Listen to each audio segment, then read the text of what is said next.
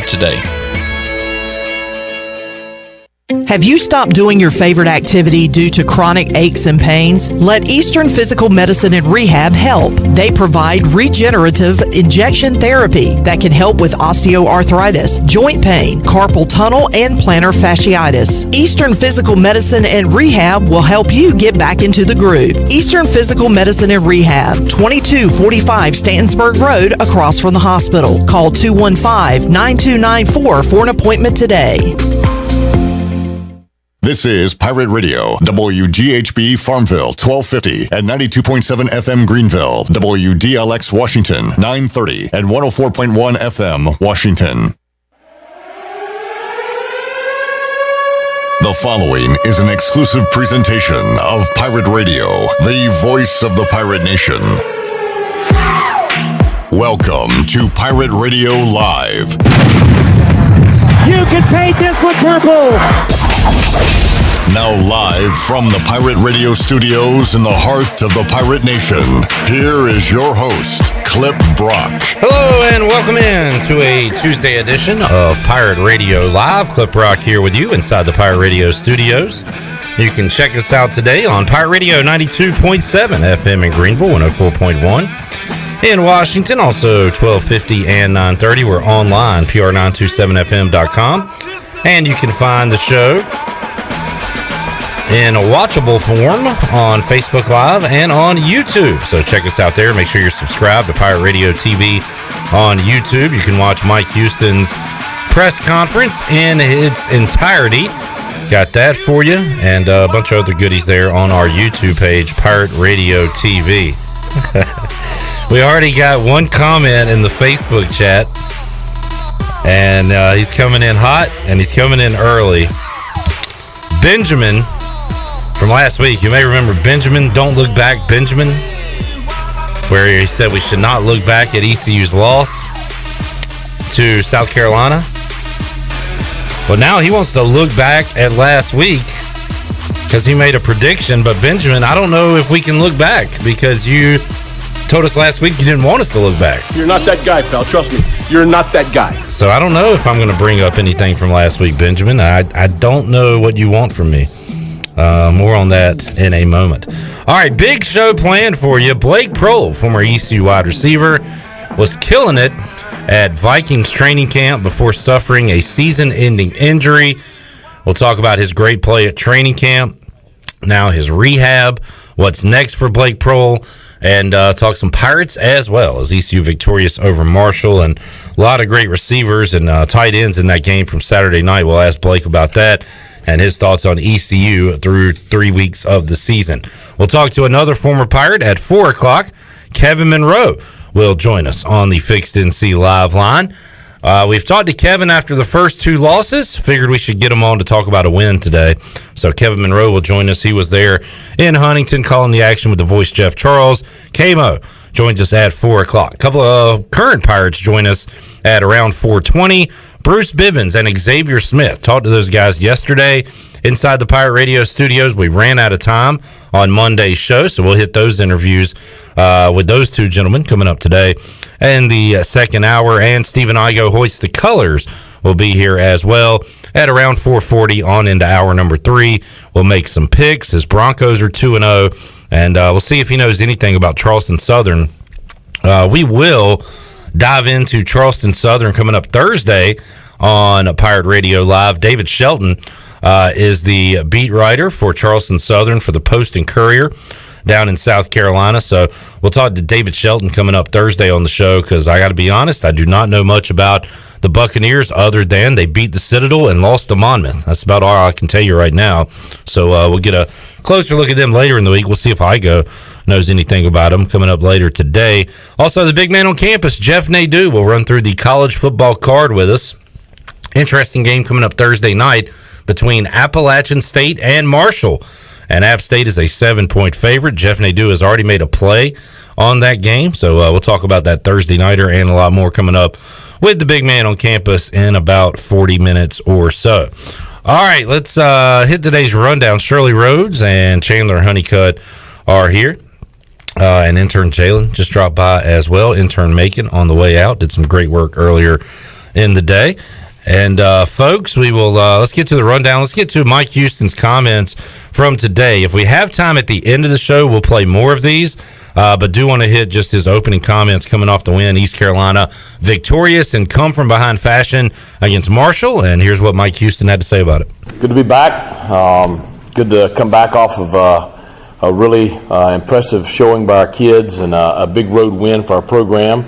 I know everybody is, the best feeling in the world. Saturday night is a great scene in our locker room, and just an incredible time with the players after the game, and it made for a really enjoyable plane ride home. So, the food tastes better today. The sun is brighter, and the air is a little more fresh, and so it's winning helps a lot of things. So.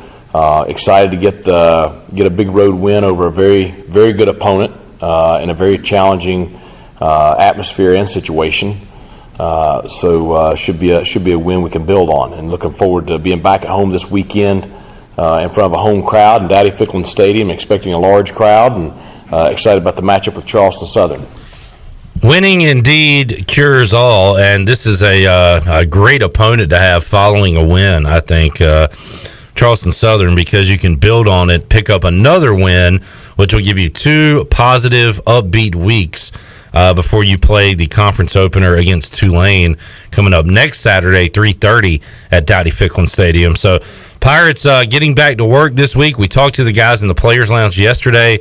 Seems like they had the right mindset, the right head on their shoulders, that they're not going to celebrate that victory over Marshall all week. They're going to get back to work and try to turn it into something. We talked to The Voice about this earlier in the season, I think going into the South Carolina game, that ECU's had a win here and a win there over the last few years, but have been unable to really stack wins together.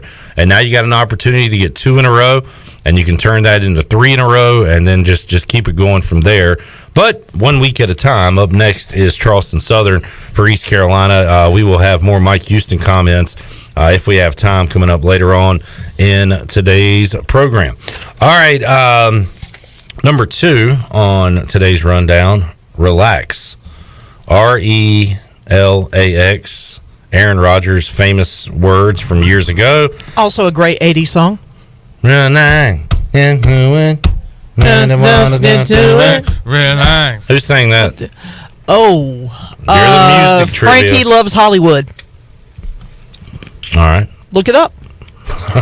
Google it up. Google it up. Frankie Loves Hollywood. That is a pop band. Did they have any other hits, or were they a one-hit wonder? I think they may have been a one-hit wonder. I think they relaxed and just did that one. Hold on. Boo. No, that was good. 2 Tribes was the song. I don't even remember that one. The Power of Love. Now, when I think of The Power of Love, I think of Huey Lewis. And the News. And Peter Cetera did The Power of Love.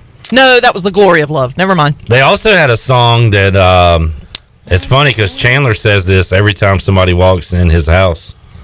Welcome to the Pleasure Dome. Welcome to the Pleasure Dome. Mine is Welcome to the Thunderdome.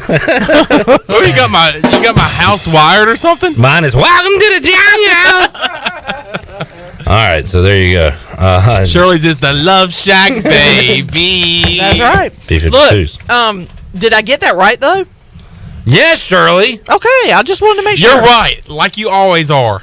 No, I just wanted to clarify for my own personal scoreboard. Yes. All right. Sponsored by the Buck. Mm-hmm. Speaking of being right, I will always accept tweets like this. John Moody says, "You called it yesterday on Pirate Radio Live. Packers bounce back, score 35, and get a win. Keep it up, big man near ECU campus." I saw that. That was funny. Yeah, Packers did indeed bounce back last night. Kind of an ugly game, ugly start for them. They were trailing at halftime, right?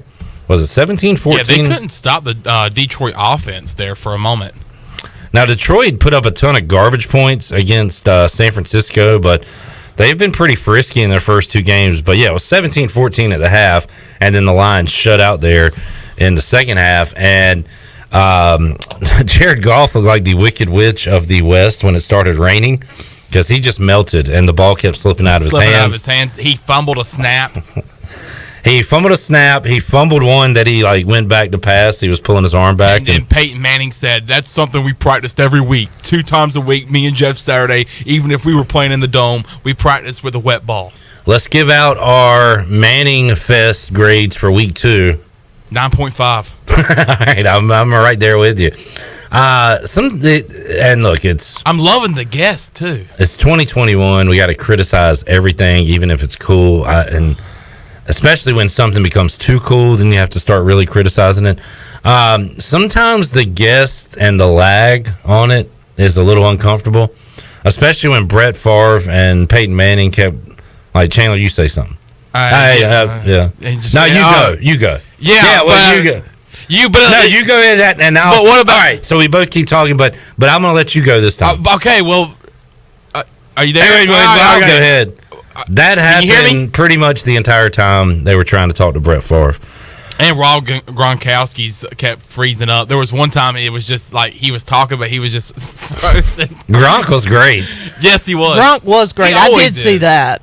He just is a big, giant, party animal. 8-year-old. Yeah. And Pat McAfee was great. Great. As always. The story of Red 18. He was a lot of fun. Patrick Willis kind of had a Favre issue, although part of it is on Peyton Manning because he likes to do this too.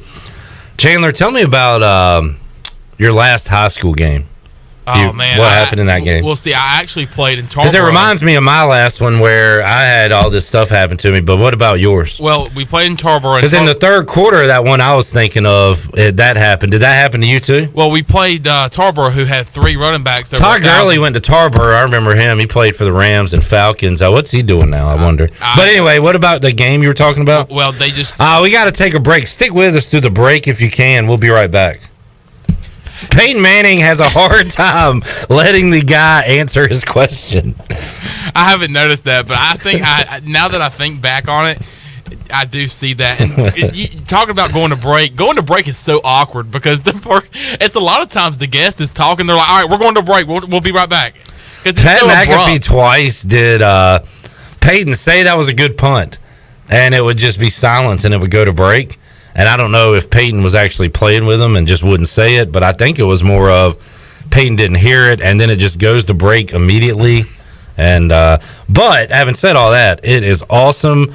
They were able to handle a game that really got away last night due to Peyton, Eli, a little bit of Eli, and Pat McAfee is who I was thinking of. And by the way, Steve Hill, Shirley, you were wrong. Oh. What? Frankie may love Hollywood, but the group is called Frankie Goes to Hollywood. Well, I was close. Jeez. I'm just saying. They love it so much that they went there. So anyway. They're still there. There's that. Another A+. And then Peyton Manning talking about Tom Brady having his house wired. And that was a great segment there. And then said that he would have to gather his offense in the in the farthest corner of the showers, so the bug wouldn't pick up on what they were saying. He said the Patriots had the whole place bugged. Eli was like, "Yeah, we played in Lucas Oil Stadium in the Super Bowl against the Patriots. Were you guys afraid that they just left the whole place bugged when you got back in the off season?" So I thought that was pretty funny. Led to a great conversation. So that was awesome. Big fan of that.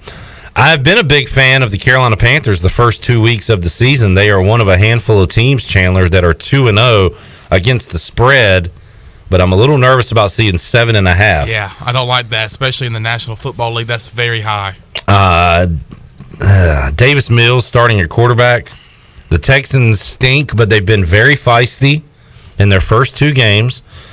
Total, they played Jaguars, and then they played the Browns on Sunday. Yeah, I mean, they were in the game against the Browns. They took it to the Jaguars. Total is 43.5. That's a very low-scoring game. I'm going to do that thing where I try to see if it's 43.5 and a 7-point spread. 27-20 would be 47. 25-18. There we go. So can the Texans get to 20? Panthers defense has been fantastic. That'd be this impressive if they can, especially with Davis. Is it David Mills? It's Davis. Now you're disrespecting their starting quarterback. I'm starting to really lean towards bulletin Houston. board material. They're going to pick this up. Davis Mills. So if they can get to 18 points, let's see. The Panthers have given up 14, and then they also gave up 7 on Sunday. So I'm not going to do the math, but I mean. Yeah, that'd be impressive if they can get to 18, 20 points. What math are you not doing? 14 plus 7? And then divided by 2. 21 divided by 2? Yeah. 10 and a half, 10, yeah. Something like that. 10 The Panthers actually defensively are leading the league in many categories, some of the biggest categories when it comes to defense.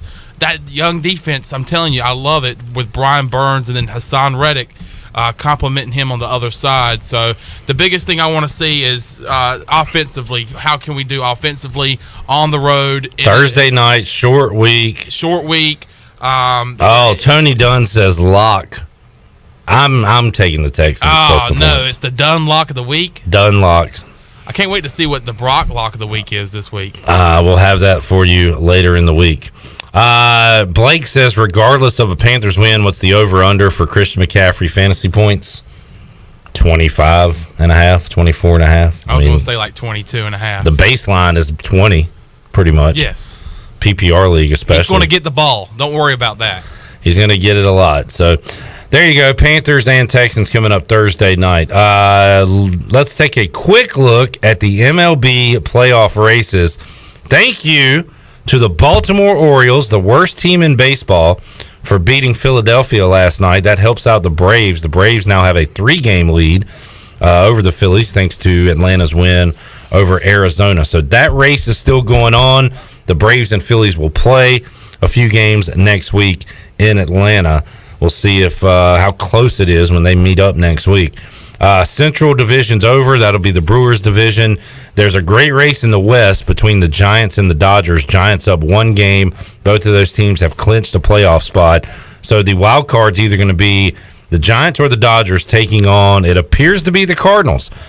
St. Louis, 3 games up on the Reds, 4 games up on the Padres, 4.5 on the Phillies. AL wild card is still going on in a tight race between the East teams, and right now the Red Sox have an advantage. Blue Jays are a half game up on the Yankees. A's are 2 games back. Igoe's Mariners 3 games back, still with a chance. So those are the teams alive there. And in the AL East standings, the Tampa Bay Rays run away with the East. The White Sox have ran away with the Central a long time ago, and the Astros are going to end up winning the AL West. So that is a look at the standings, looking at the Buccaneer Music Hall scoreboard. 1 game going on now. That is the White Sox and the Tigers tied at 2. Games with playoff implications tonight. Once again, the Orioles and Phillies play 7:05 ESPN Plus, and you can hear it here on Pirate Radio. Yankees are home against the Rangers. The Mets and Red Sox play at Fenway at 7:10. Blue Jays lost last night to the Rays. They play them again tonight in Tampa Bay. Dodgers and Rockies in Coors Field. The Braves and Diamondbacks once again. Mariners and A's, huge one for Igoe's Mariners. They beat the A's last night. And then Giants Padres coming up on FS1 at 10:10. So there's a look at your Buccaneer Music Hall scoreboard, brought to you by Da Buck. Da Buck. Let's take a time out. We'll come back. When we return, we'll talk to former ECU wide receiver Blake Proehl. We'll talk about how his injury rehab is going after a tough one. He was playing great at Vikings practice. We were seeing highlights every single day, and then suffers a freak injury. We'll talk about that, and we'll talk about the Pirates when we return with Blake Proehl. He joins us after this timeout.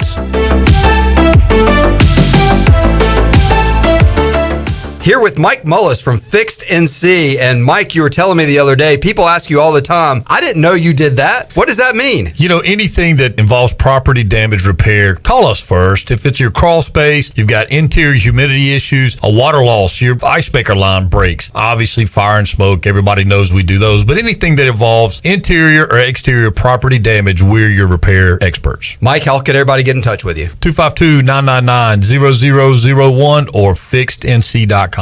On Saturdays, your team needs you. Your sofa needs you. And you need a Jersey Mike's sub. Get it all with free Saturday delivery when you order through the Jersey Mike's app. Jersey Mike's, a sub above. This Saturday, while you watch the game at home, we're watching the grill at Jersey Mike's. Order through the Jersey Mike's app for free delivery on Saturdays. Unless you're going to miss hearing this. Jersey Mike's, a sub above. Do you suffer from allergies, asthma, or any other sinus problems? Perhaps professional cleaning of your air ducts could help. Family owned and operated in Winterville for over 22 years, Carolina Quality Air was the first certified duct cleaning company in Eastern North Carolina. From residential to commercial, they can handle any size job, big or small, including our studios here at Pirate Radio. Carolina Quality Air uses a sanitizer that kills mold in your ductwork and over 100 viruses, including the coronavirus. Visit them online at carolinaqualityair.com. Great food, great atmosphere, and great service is Ottavola Market Cafe. Ottavola is simply a restaurant that focuses on that, being a great restaurant. There's something for everyone at Ottavola. The menu offers a variety of great choices like pastas, pizzas, sandwiches, soups, salads, and seasonal rotating selections. Lunch or dinner, Ottavola is always the right call. Call ahead and get Ottavola to go, or stop by the bar for a drink with friends. It's simple. Come and eat at Ottavola Market Cafe, Red Banks Road next to Food Lion, and OttavolaMarket.com. Ottavola, pirates supporting pirates. There are times in our lives when we feel like we have hit rock bottom with nowhere to go, but that is actually when God is closest to us and building us into who we are meant to be. Hi, I'm Holt Nailers, and that's how Built When Broken was formed. BuiltWhenBroken.com is an apparel brand to remind people not only where they've come from, but also where they are going. Visit BuiltWhenBroken.com to get the latest BWB apparel, t-shirts, hoodies, hats, and more. BuiltWhenBroken.com, apparel for our walk through life. Well, the secret is out. CD's Grill has the best breakfast in Greenville. Start your day with a made-to-order breakfast Monday through Saturday at CD's Grill. Plus, you can enjoy lunch Monday through Friday. And their lunch specials are always a huge hit. Monday, it's barbecue chicken. Tuesday, pork tenderloin and gravy. Wednesday, chicken and pastry. Thursday, barbecue pork chops. And Friday, it's spaghetti. CD's Grill on Fire Tower Road in Winterville, near Evans Street. Stop by CD's Grill for the best country cooking around. Although innovative new resources such as digital media and social networks have grown in popularity, smart marketers recognize that printing is a mainstay. We live in an age of computer hacking, scams, and fly-by-night businesses, so it's reassuring to consumers when they receive printed marketing pieces. It exemplifies business confidence and conveys a high level of commitment. It also fosters trust, which leads to engagement and ultimately brand loyalty. When you're ready to grow your business, come to PIP, where business goes to grow. At Jimmy John's, we don't make sandwiches. We make the sandwich of sandwiches. We use fresh veggies because we don't hate salads. We just feel bad for them. We make our sandwiches exactly how you want because you're the one who's eating it. And we bake bread all day, every day because stale bread isn't bread. It's croutons. Sandwich history is written by the victors. Good thing we have legible handwriting. Jimmy John's, the sandwich of sandwiches. Order pickup or delivery on the app. Hi, this is Parker Bunch. When I'm not hitting dingers or going viral, I'm listening to Pirate Radio, the voice of the Pirate Nation.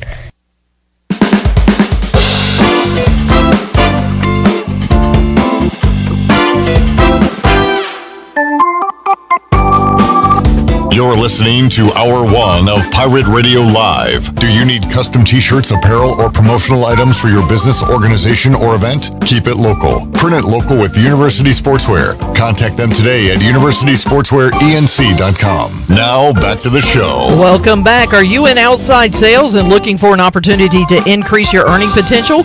Copy Pro has been in Eastern North Carolina for over 45 years and continues to grow each year, and they are in need of more sales professionals with a desire to potentially make a six-figure income. Do you have what it takes? Visit copypro.net today to submit your resume and to learn more. Now let's head back into PRL. Here's Clip Brock.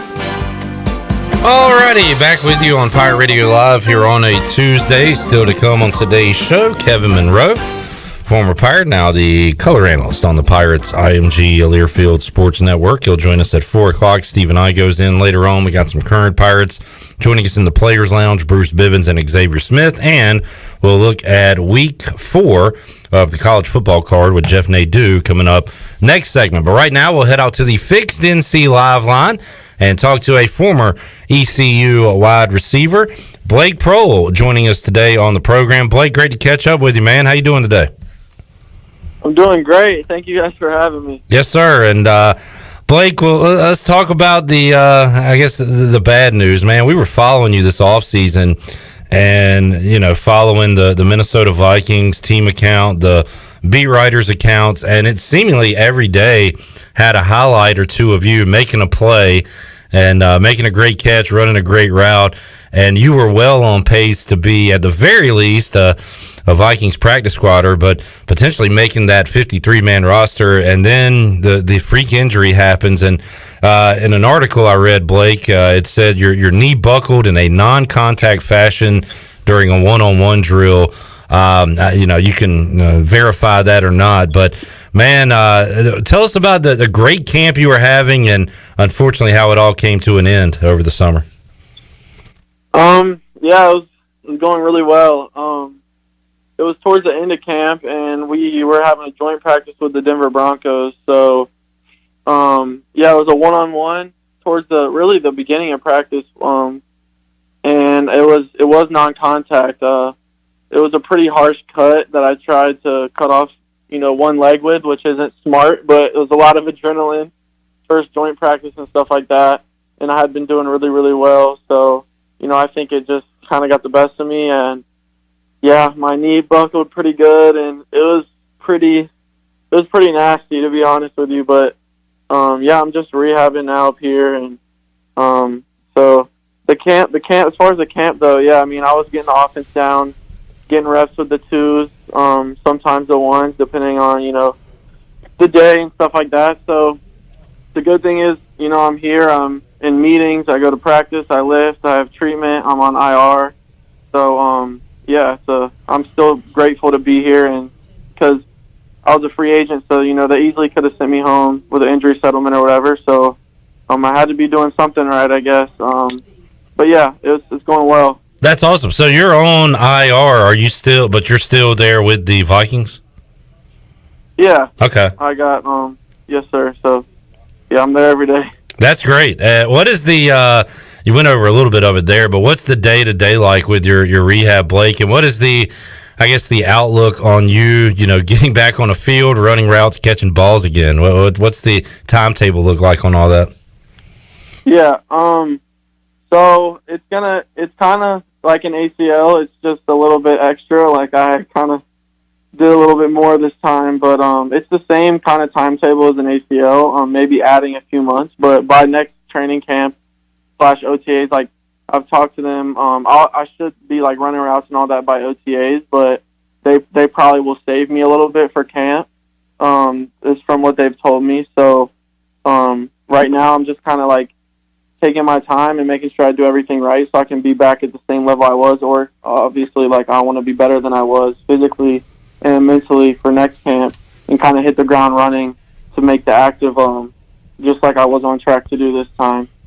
So, Blake, you've always had a great resource there, obviously, in your dad, the great Ricky Proehl, and through the draft process, through the training camp, I'm sure you had a lot of questions. He had advice for you.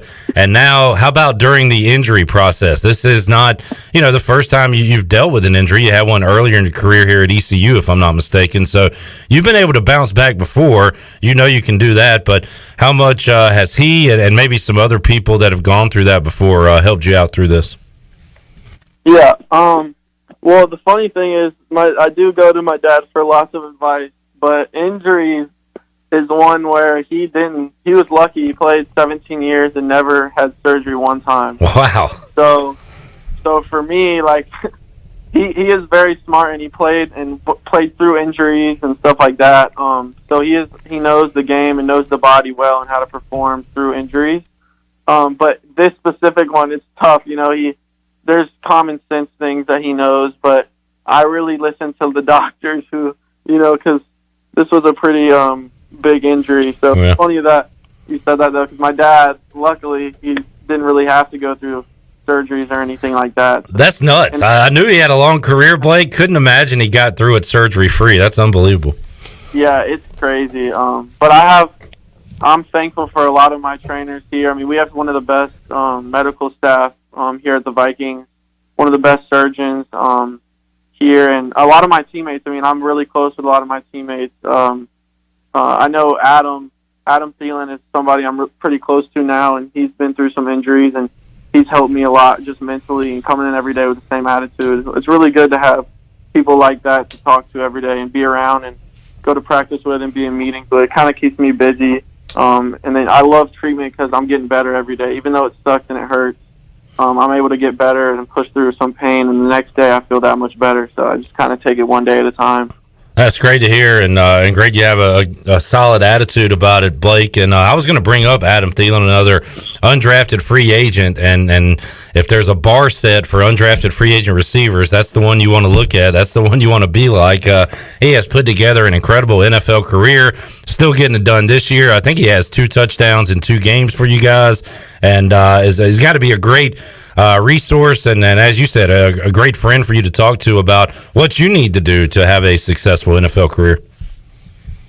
Yeah, no, he's awesome. If there's a place that was meant for me, it was definitely the Minnesota Vikings. This is the organization is, they're not as much as whoever we drafted gets first dibs. It's kind of like that's why Adam is who he is. He worked his butt off to get where he is, and they see a lot of him in me. It's funny they kind of call me Thielen 2.0, but it's I really just study him everywhere. Even right now, I'm on a scooter during practice on the grass watching practice, and I just study how he runs his routes, study how he films, how he watches film, and there's a lot of little things off the field that he does that separates him, and that's why he's so successful on Sundays. And it's crazy to watch that process, but it's not just him too. It's also Justin Jefferson. We got somebody, his name's KJ Osborne. I mean, there's a lot of people for me to learn from, even Kirk Cousins. Even though he doesn't play my position, he's just the things that they do outside of the field that translate to their game is crazy. So I'm just, like I said, thankful to be around it every day and have relationships with those guys. Blake Proehl joining us. Blake, I'm going to talk about the Pirates win in a moment, but I just thought about this. So let's see, a couple Saturdays ago, ECU loses on a last-second field goal to South Carolina. Week 1, the Vikings lose in overtime on a kick to the Bengals. Week 2, the Vikings miss a kick at the end to lose the game. Man, it's been pretty rough for your teams here the last couple weeks. I can't even tell you, I am almost had a heart attack 2 weekends in a row. The first one, like you said, the first weekend happened to ECU, and then the next day we do the same. It's golly, I can't even catch a break. And then obviously I was super excited. It was like a roller coaster this past weekend when ECU. I was on the phone with Tyler Snead after the game in the locker room, celebrating with him over FaceTime, which was really funny, and it was awesome. And then next thing you know, we missed the field goal, but we got a great team and a great roster. It's crazy how you can be 0-2, but two plays away from 2-0 like that. And the thing about the league is I'm figuring out and learning is every game is close pretty much. I mean, it's pretty rare that a team is blowing another team out in this league. Yeah. Because everybody's so good. So that's the difference, though. You got to win those games that are tight, but we're moving on now. I mean, we got the Seahawks at home. So that'll be a challenge as well, but I'm excited to watch our guys compete for sure. The Seahawks love to play tight, wild ball games too, so go ahead and expect another one. Get the heart pills ready for Sunday. We'll be ready this time. Blake, man, at this point for ECU, Tyler Snead and C.J. Johnson are pretty household names for ECU fans. How about a guy, and Audio Matosho has been in the program a while, but, man, he took a step forward there late in the game for East Carolina on Saturday night. And then Shane Calhoun, the tight end, 8 catches, 114 yards, and a touchdown.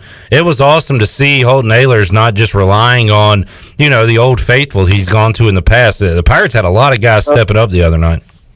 Yes, sir. Those guys have been putting in the work. Obviously, Shane's a little bit younger than Audie, but starting with Audie, since the first time I've seen Audie, obviously I've played this game for a while, my whole life, been around the game, studied the wideout position. Audie has always had just a natural knack for running routes and beating the man in front of him, and I think he's starting to really come into his own mentally And the sky's the limit for Audie. I can't wait to see him start to get into his rhythm, just like you saw on Saturday night. And it'll just get better and better as he starts to grow into that role, because it is like a rhythm thing.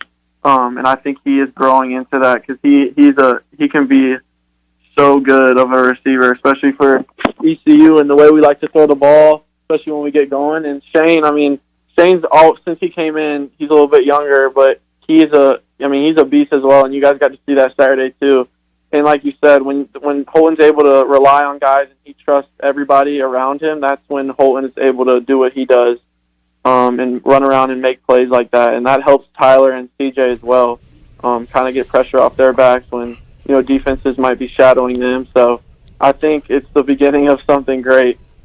A furious rally the other night, Blake. East Carolina down 17 with 7.5 minutes left to go. They come all the way back and win it. When you're watching the game now, your buddies are on the team, your friends are on the team, so I'm sure you're nervous for those guys. But are you critiquing the team? Are you watching it like a fan? How do you watch an ECU game now that you're a year removed from the team? That is funny. Yeah, it's kind of a little bit of both. I definitely critique because obviously, I watch film all the time. There's a way to play the game, so I'm always critiquing. But at the same time, obviously, a lot of my brothers are on that team, so I'm also cheering like a fan, but I'm also critiquing at the same time, if that makes sense. It's a little bit of both. It's a variety. That's awesome, and glad you could get a win. Man, you needed it after your experiences there the first couple of weeks. Talking to Blake Proehl. Blake, great to catch up with you, man, and hear your spirits are high. You're going to bounce back from this, and you know it, and I can't wait to see you back on the field. Like you said, and like I said earlier, you appeared to be playing great in training camp. So one day at a time, right, Blake, to get back on the field eventually. Definitely. Yes, sir. One day at a time. Blake, thanks for joining us, man. We'll keep in touch, do it again down the road, but we wish you the best of luck. Thank you. There is Blake Proehl, former ECU wide receiver. How about that, Chandler? I thought about it as I was talking to him, that little sequence with ECU losing on a field goal, Vikings losing on a field goal, next week Vikings missing a field goal. Yeah, it's been 2 straight tough weeks for the Vikings. Man, they and now they got Seattle coming up. Yeah, and Seattle likes to play those wild games that come down to the end. So the Vikings are just going to be that team, it looks like, this year. Yeah. We'll see if they can win a few close ones at the end. All right, let's get a break in. We'll come back when we return. The big man on campus, Jeff Nadu. Looking forward to Thursday night. Not only do the Panthers play, we got App State and Marshall. Should be a good game. Jeff already has a pick on that, and we'll find out what it is coming up and go over the rest of the slate as well. When we return, a lot of college football talk on the way with Jeff Nadu after this.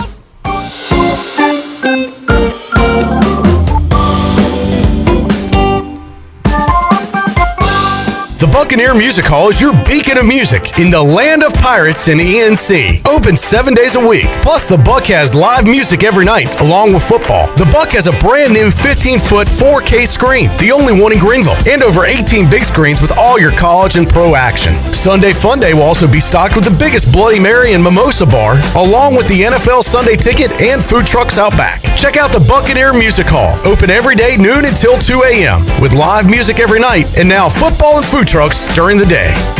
You've worked hard to start your business and working even harder to make it successful. And that's why it's important to have a bank in your corner when you need them. This is former ECU baseball player Ashley Capps from Select Bank and Trust. And as the business world throws you curveballs, we're here to be responsive to your needs. Our team of local bankers can make local decisions and cares about you, the customer. Get the business services that are right for your business today with Select Bank and Trust. Bank local, bank select, member FDIC. Save lives, be a hero, and make $1,000 your very first month donating plasma at Grifols Biomat USA. At Grifols, it adds up fast. New donors can earn up to $1,000 in your very first month. It's the easiest way to make extra money. Start now at Biomat USA, 505 South Memorial Drive, Greenville. Find your donor center at grifolsplasma.com. Make up to $1,000 in a month and save lives now at Grifols Biomat USA. A better donor experience and better pay. In a world of fake profiles, fake tans, and fake flavors, naturally flavored Michelob Ultra Organic Seltzer strives for realness. It's USDA certified organic, with no sugar or carbs, and only 80 calories. So the only thing touching your taste buds is organic, refreshing, and delicious. Michelob Ultra Organic Seltzer, as real as it tastes. Enjoy responsibly, not a low-calorie food. Anheuser-Busch Michelob Ultra Organic Seltzer, IRC Beer, St. Louis, Missouri, 63118. Watch our prices fall at Bostic Sugg Furniture. All the gotta-get-it-now looks and styles are in. We have what you need to add warmth and beauty to any room. Sofas, sectionals, and motion furniture from the best brands. Lazy Boy, Bassett & Rowe, all in stock with huge in-stock savings. And the more you buy, the more you save. Up to $720 back, plus great savings on Serta and Restonic mattresses. So watch our prices fall at Bostic Sugg Furniture.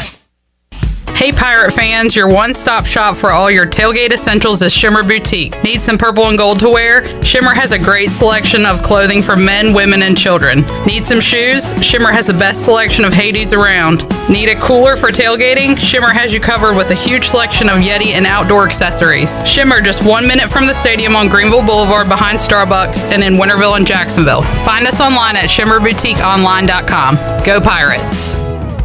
Tired and sluggish? Down in the dumps? Or just have the blahs? Maybe you need to hydrate. Revive Health and Wellness on East 10th Street in Greenville offers IV hydration that can help you with lack of energy, improve your mood, assist with immunity, even fix a hangover. Locally owned and operated, the team at Revive Health and Wellness are experienced and licensed registered nurses that will assist you in preparing for your IV session. Call or text today with questions or to set an appointment with Revive Health and Wellness. 252-350-1805.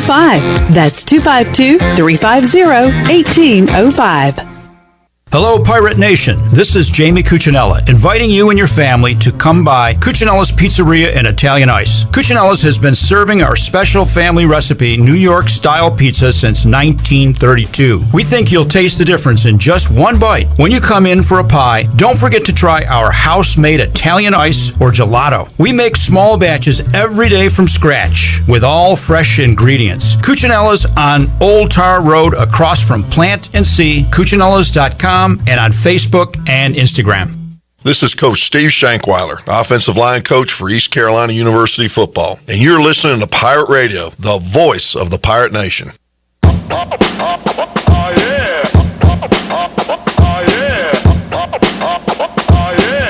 You're listening to Hour 1 of Pirate Radio Live. Do you need custom t-shirts, apparel, or promotional items for your business, organization, or event? Keep it local. Print it local with University Sportswear. Contact them today at universitysportswearenc.com. Now, back to the show. Welcome back. You've worked hard to start your business and are working even harder to make it successful. And that's why it's important to have a bank in your corner when you need them. As the business world throws you curveballs, Select Bank & Trust is here to be responsive to your needs. Select Bank's team of local bankers can make local decisions and cares about you, the customer. Get the business services that are right for your business today with Select Bank & Trust. Bank local, bank select. Now let's head back into PRL. Here's Clip Brock. Back with you on Pirate Radio Live. We'll get to our ECU report brought to you by Bud Light in a moment. There is a weird thing going on between Washington quarterback Taylor Heineke and Heineken. Heineke! He's trying to get that Heineken endorsement. He said today he's working on it, but they won't budge. At some point, I'll start calling out Bud Light. To which Bud Light just responded on Twitter, ready and waiting. So Heineken might have missed their opportunity to be in the Taylor Heineke camp, and it appears Bud Light, the official beer of the Pirates and the Bud Light pregame tailgate, is going to jump on board with Taylor Heineke. So there you go. Well done, Bud Light. All right, let's talk college football. We'll look at the Week 4 slate and go over some games with the big man on campus, Jeff Nadu, who joins us on the Fixed NC Live line. Big man, how you doing today?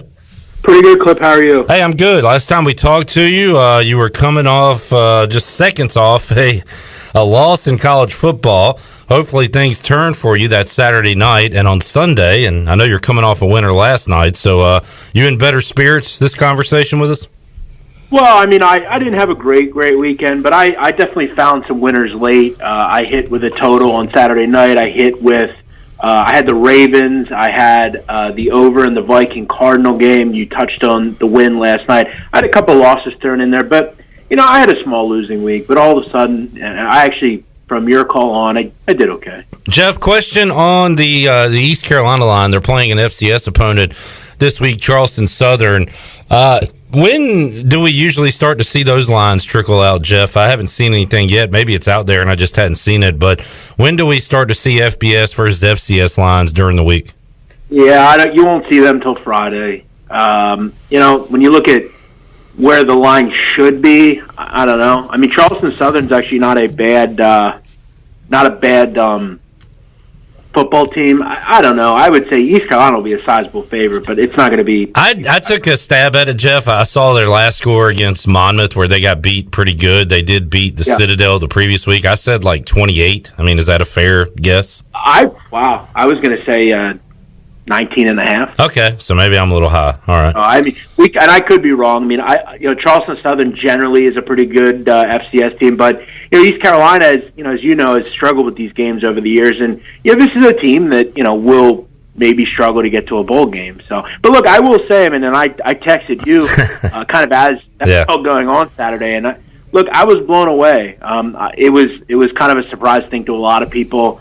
And I think I can use it to my advantage this week with Marshall. So, a great win for the Pirates, and they've got to be happy with it. Jeff Nadu joining us. I wanted to touch on that game first because it's two East Carolina opponents that we've already seen. App State week 1 took care of the Pirates in Charlotte, and then last week ECU making the furious comeback to knock off Marshall. They play each other coming up Thursday night in Boone, and Appalachian State is a 7-point favorite. So after seeing Marshall the other night, Jeff, and after seeing what App State's done not only against ECU but on the road to Miami, nearly pulling off an upset there, what do you think about this matchup? Yeah, actually, I played Marshall here. I took 7.5 down to 7. I think that's a okay number as well. I just kind of had this pegged as a close game. I think a lot of people will look back at last week and say, well, Marshall lost to East Carolina. That's true, but Marshall was able to move the football. Defensively, they didn't have a good game. I think you'd have to expect to come back with a lot more fervor this week. No issues that Marshall had. They have a good offensive line. They have a good quarterback. They're a good offense. Two good quarterbacks, I think, duel it out here. I think these two teams are on similar footing. I think the number's a bit high. I'd have put it more at like 4 as opposed to 7. I think Marshall have a loss. We're getting a little value here with this group. I took the 7.5 with them. Real quick, Jeff, another game involving an in-state team. Wake Forest is overlooked. Nationally, they're overlooked here in the state of North Carolina. They're just kind of boring. They've been called Switzerland, where, they're just kind of in the middle. But they take care of business against Florida State last week. Now they're on the road at Virginia, who played in a shootout with North Carolina, and the Cavs are a 4-point favorite at home, 68.5 total in this game coming up on Friday. Jeff, any thoughts on this matchup? Yeah, I actually, this is probably my favorite play of the weekend. Okay. Right out of the gate. I played this at 66.5. It's been bet up to 68. I took the over. This is one of those games that I call a perfect storm wager, where everything you want, you have. You look at tempo. Both these teams are very fast. You look at Virginia. I mean, this is it is the best passing offense in the country. Nobody throws for more yards per game than they do. The passing play percentage is very high. This is a defense that is not good. They're not good against the pass. Keep in mind, Clip, as well, Virginia giving up 8 yards a carry on the ground. This is a bad defense. Wake's going to obviously run the ball more than they throw, but they have a good quarterback that I think knows that he can open the field up in the play action against this defense. But gladly, I'll take them to just kind of bash Virginia. I think both teams will score. Brennan Armstrong, the quarterback at Virginia, is actually quite good. They've got plenty of skill players, plenty of playmakers. I thought this number kind of was the right number. I just think, to me, it was shaded a bit too low. I played the over 66.5. I think we see this is probably first to 35 is going to win, and I think if we can get that, or first to 40 wins, this one will go over. Keep in mind, last week Virginia lost 59-39. Yeah. This is a team that wants to play shootouts. Both teams offensively are going to have success. I can't remember how many they finished with against Illinois, but I remember watching that game during the pregame show, and Virginia had 14 points in the first 3 minutes. I think they slowed down a little bit, but yeah, these teams get up and down. Wake Forest is certainly going to do their part to help out with that over. It's College Football Tuesday here with Jeff Nadu. We'll talk some NFL on Thursday. Jeff, I'll bounce around here, and then we can circle back at the end if I miss anything that you really like, but I'll just throw out some games. Notre Dame, 6.5-point underdog against Wisconsin. This game is going to be in Chicago, 46.5 total, so a lower number there for college football. Wisconsin's got that great defense. What do you think about this matchup? Yeah, I think my first inkling here was Notre Dame wins the game. I'm not really too concerned with the points. This is one of those games that you view as, can the team win, and if they're going to win, take the plus 190 on the money line. I think a lot of people, though, will be shaded with the fact that Wisconsin didn't play well in week 1, and they didn't. What are they as a team? Both these teams are obviously Wisconsin's the better defense, Notre Dame's the better offense. You've got old quarterback against his old team and Jack Cohen. I think it's a really interesting matchup. The early better likes Wisconsin here, and I think in further inspection of this game, I kind of agree in a way. I feel like if you like Notre Dame, you just take the money line. But Wisconsin, I think at the end of the day, is going to get a stop. I'm willing to believe that they're better than they were in week 1. And this number is 6 for a reason. But it is a neutral field. I believe it's in Chicago. It's a great game for a neutral. I won't probably be betting it. Jeff Nadu joining us. Jeff, Cincinnati able to go to Indiana and win last week. This week, Indiana plays at Western Kentucky. I'm looking at that saying, hey, why can't we get a Big Ten team here to Greenville if Western Kentucky can get a home game against Indiana? But I bring up Western Kentucky because we like looking at the QB and that high-powered offense, and the line here is 9. I don't know if Indiana's on quote-unquote upset alert again against Western Kentucky, but total 63.5. Any interest in this one, Jeff? Yeah, I think in this kind of game, I'm looking towards the total. Yeah. I don't know if can West Kentucky keep up and stay within this number? I don't know, but one thing I do think they can do is move the football. I know Indiana's got a good defense, and this is a real step up. But look, it's just that simple. Army's a good defense, no matter how you shake it. Are they going to score 38, 35 here, West Kentucky? Probably not, but I think they can get to the 24, 21 even. I think if they can do that, this game will go over the total of 63. I don't know. As I think more and more, I like West Kentucky a lot, but this has the feel to me of 38, 24 or something. I don't know. I'm still looking at this game. Maybe a team total in West Kentucky if it's a little conservative. They're going to throw. As long as Bailey Zappi doesn't turn the ball over, I think this would be a good game. This would be a good barometer for Tyson Helton and this team. Jeff Nadu joining us on a Tuesday, the big man on campus. Jeff, there are some monster spreads this week, too, involving some big name teams anyway. Alabama, a 45-point favorite against Southern Miss. I think I saw Ohio State at a 49-point favorite, if I'm not mistaken, against Akron. Vanderbilt, a 35-point underdog to Georgia. So kind of grouping these all together, Jeff, do you got any interest in laying these giant numbers or taking the other side on these giant numbers?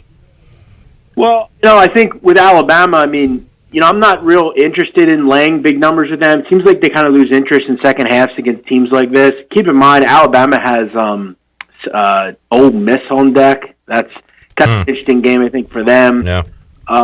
I think in week 3 or even in week 4 of non-conference play, or non-division play, this is hard to do because I think a lot of teams have their eye on bigger fish, obviously, to fry in bigger games, and the interest could kind of be lost. So I'd kind of almost stay away from these games and focus on a game that I would look at non-conference that I'd be a lot more interested in would be San Jose State, Western Michigan. So it's out of conference, but it's a great game with two teams I think are going to care about the game.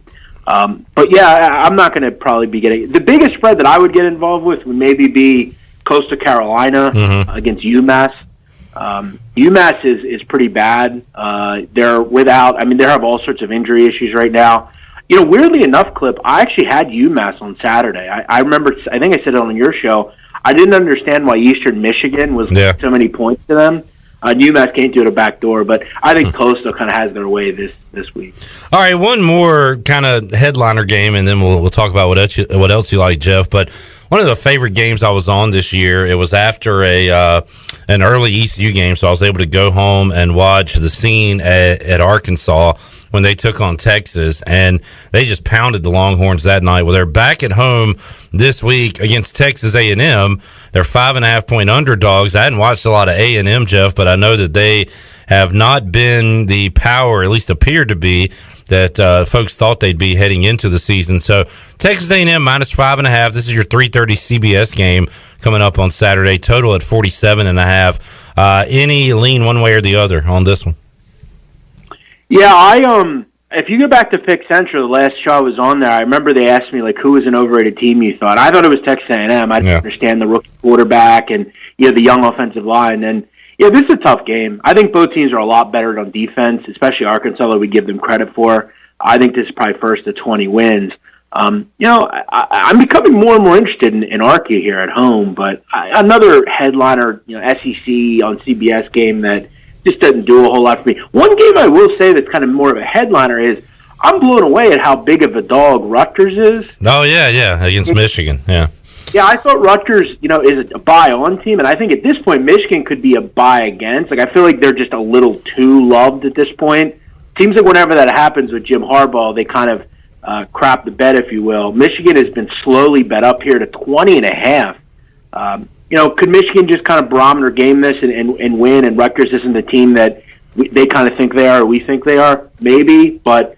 And by the way, does Michigan ever play on the road? It's like every game they play is at home. At the Big House, yeah, you're right. Something to watch there, you're right, 20.5.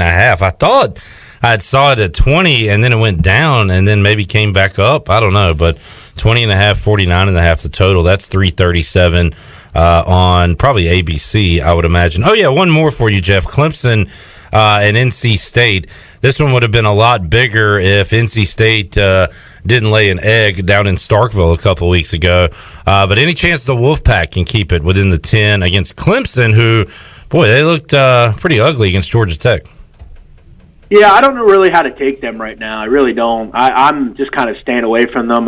They could explode at any point. Yeah. NC State, I thought, as you said, looked bad against Mississippi State. Just two teams that I don't really want to delve into right now. Oh yeah, I remember. I think that night you were tweeting like, "I'm done with NC State." After that, I thought they were poor, and I thought there was an overrated against. They played well against South Florida, but South Florida sucks. Jeff, what did we miss? There's a ton of action going on this Saturday. Any games you wanted to hit on that I didn't bring up? Yeah, I'm going to keep my eye on Houston. Clayton Tune got injured against Grambling State a couple of weeks ago. I'm going to see kind of what his status is for this football game. We'll see what Holgerson says. I've been kind of picking on Navy. I think you can make the case, Clip, this is the worst offense in America. They're really bad. They haven't scored more than 7 points in, I think, 5 straight games. I mean, this is a bad team dating back to last year.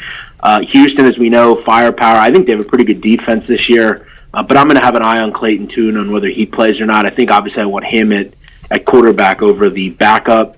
I like Liberty. I'll kind of keep falling on that group. Anytime I think Liberty plays a team of this caliber, I'm going to buy. I think this is a big game for them. They are road favorites at Syracuse, about a touchdown, right? Yeah, and haven't been really tested. They were tested against Troy, who's actually a pretty good team. They won that game by 8. I think Syracuse is pretty bad, in all honesty. They definitely haven't been tested. In the one game they lost by double digits. It was a low-scoring game against Rutgers. I don't like their quarterback play. Tommy DeVito, I'm just not a fan of. I think Liberty gets the best of Syracuse. But I still have a lot to shake out on this card. The only bets that I've made so far, obviously, are, as I said, Marshall up 7.5, and that total with Virginia and Wake. All right, there you go. That's a Thursday nighter, Marshall App State, and a Friday nighter, I believe, with Virginia and Wake. Jeff Nadu joining us. We will talk more football with him on Thursday. And also, Jeff, we got another 2 o'clock start time on the Bud Light pregame tailgate. So could we get you around 3 again this Saturday, you think? Whatever you want, Clip. Unfortunately, it just had been to shake out that it was a bad, really the worst time of the day. It literally happened right before. And look, I don't get mad usually at games, but occasionally you get those games where it's just hard to accept it for at least, the bad part is you kind of called it on the show last week with me where we're talking about Army here, and you said, they're a team that doesn't get a ton of possessions, but if they score touchdowns on, and I think you used like 6 out of 8 possessions or 7 out of 9 or whatever, then you'll win.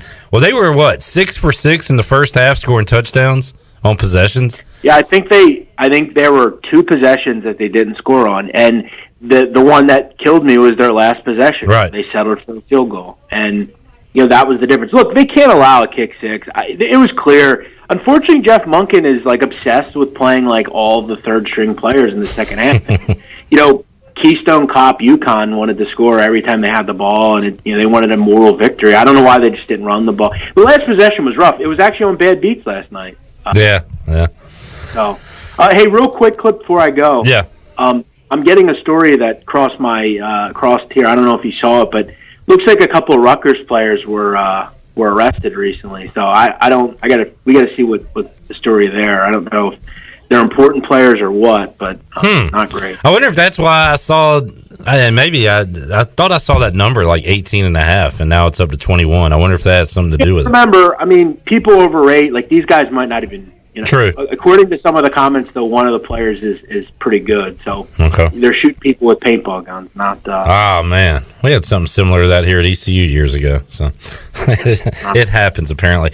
All right, Big Man on Campus at patreon.com/BMOC.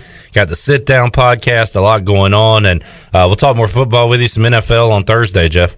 I look forward to it, Clip. Thanks for having me. There is Jeff Nadu. We'll talk NFL Thursday. We'll go over some college games with the Big Man on Saturday during the Bud Light pregame tailgate. Our coverage begins 2 o'clock on Saturday. Pirates and Charleston Southern coming up this Saturday at Dowdy-Ficklin Stadium. We will talk about that one and a recap ECU Marshall with Kevin Monroe when we return on Pirate Radio Live. K-Mo joins us right after this.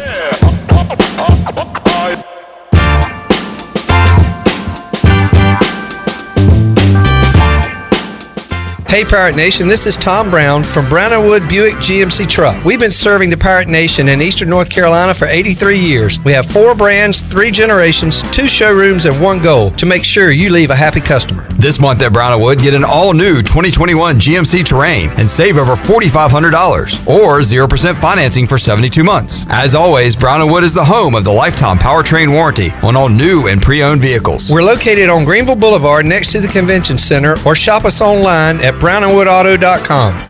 It's bow time. We put a whole lot of love into a Bojangles sausage and egg biscuit bundle of joy. First, we coddle our fluffy scratch biscuits until they're softer than an only child. Then we shower sausage patties with bold seasoning and genuine compliments. And finally, we tuck that food baby into a warm blanket of fluffy egg. Get 2 sausage and egg biscuits for just $4. 'Cause if it's breakfast time, it's bow time.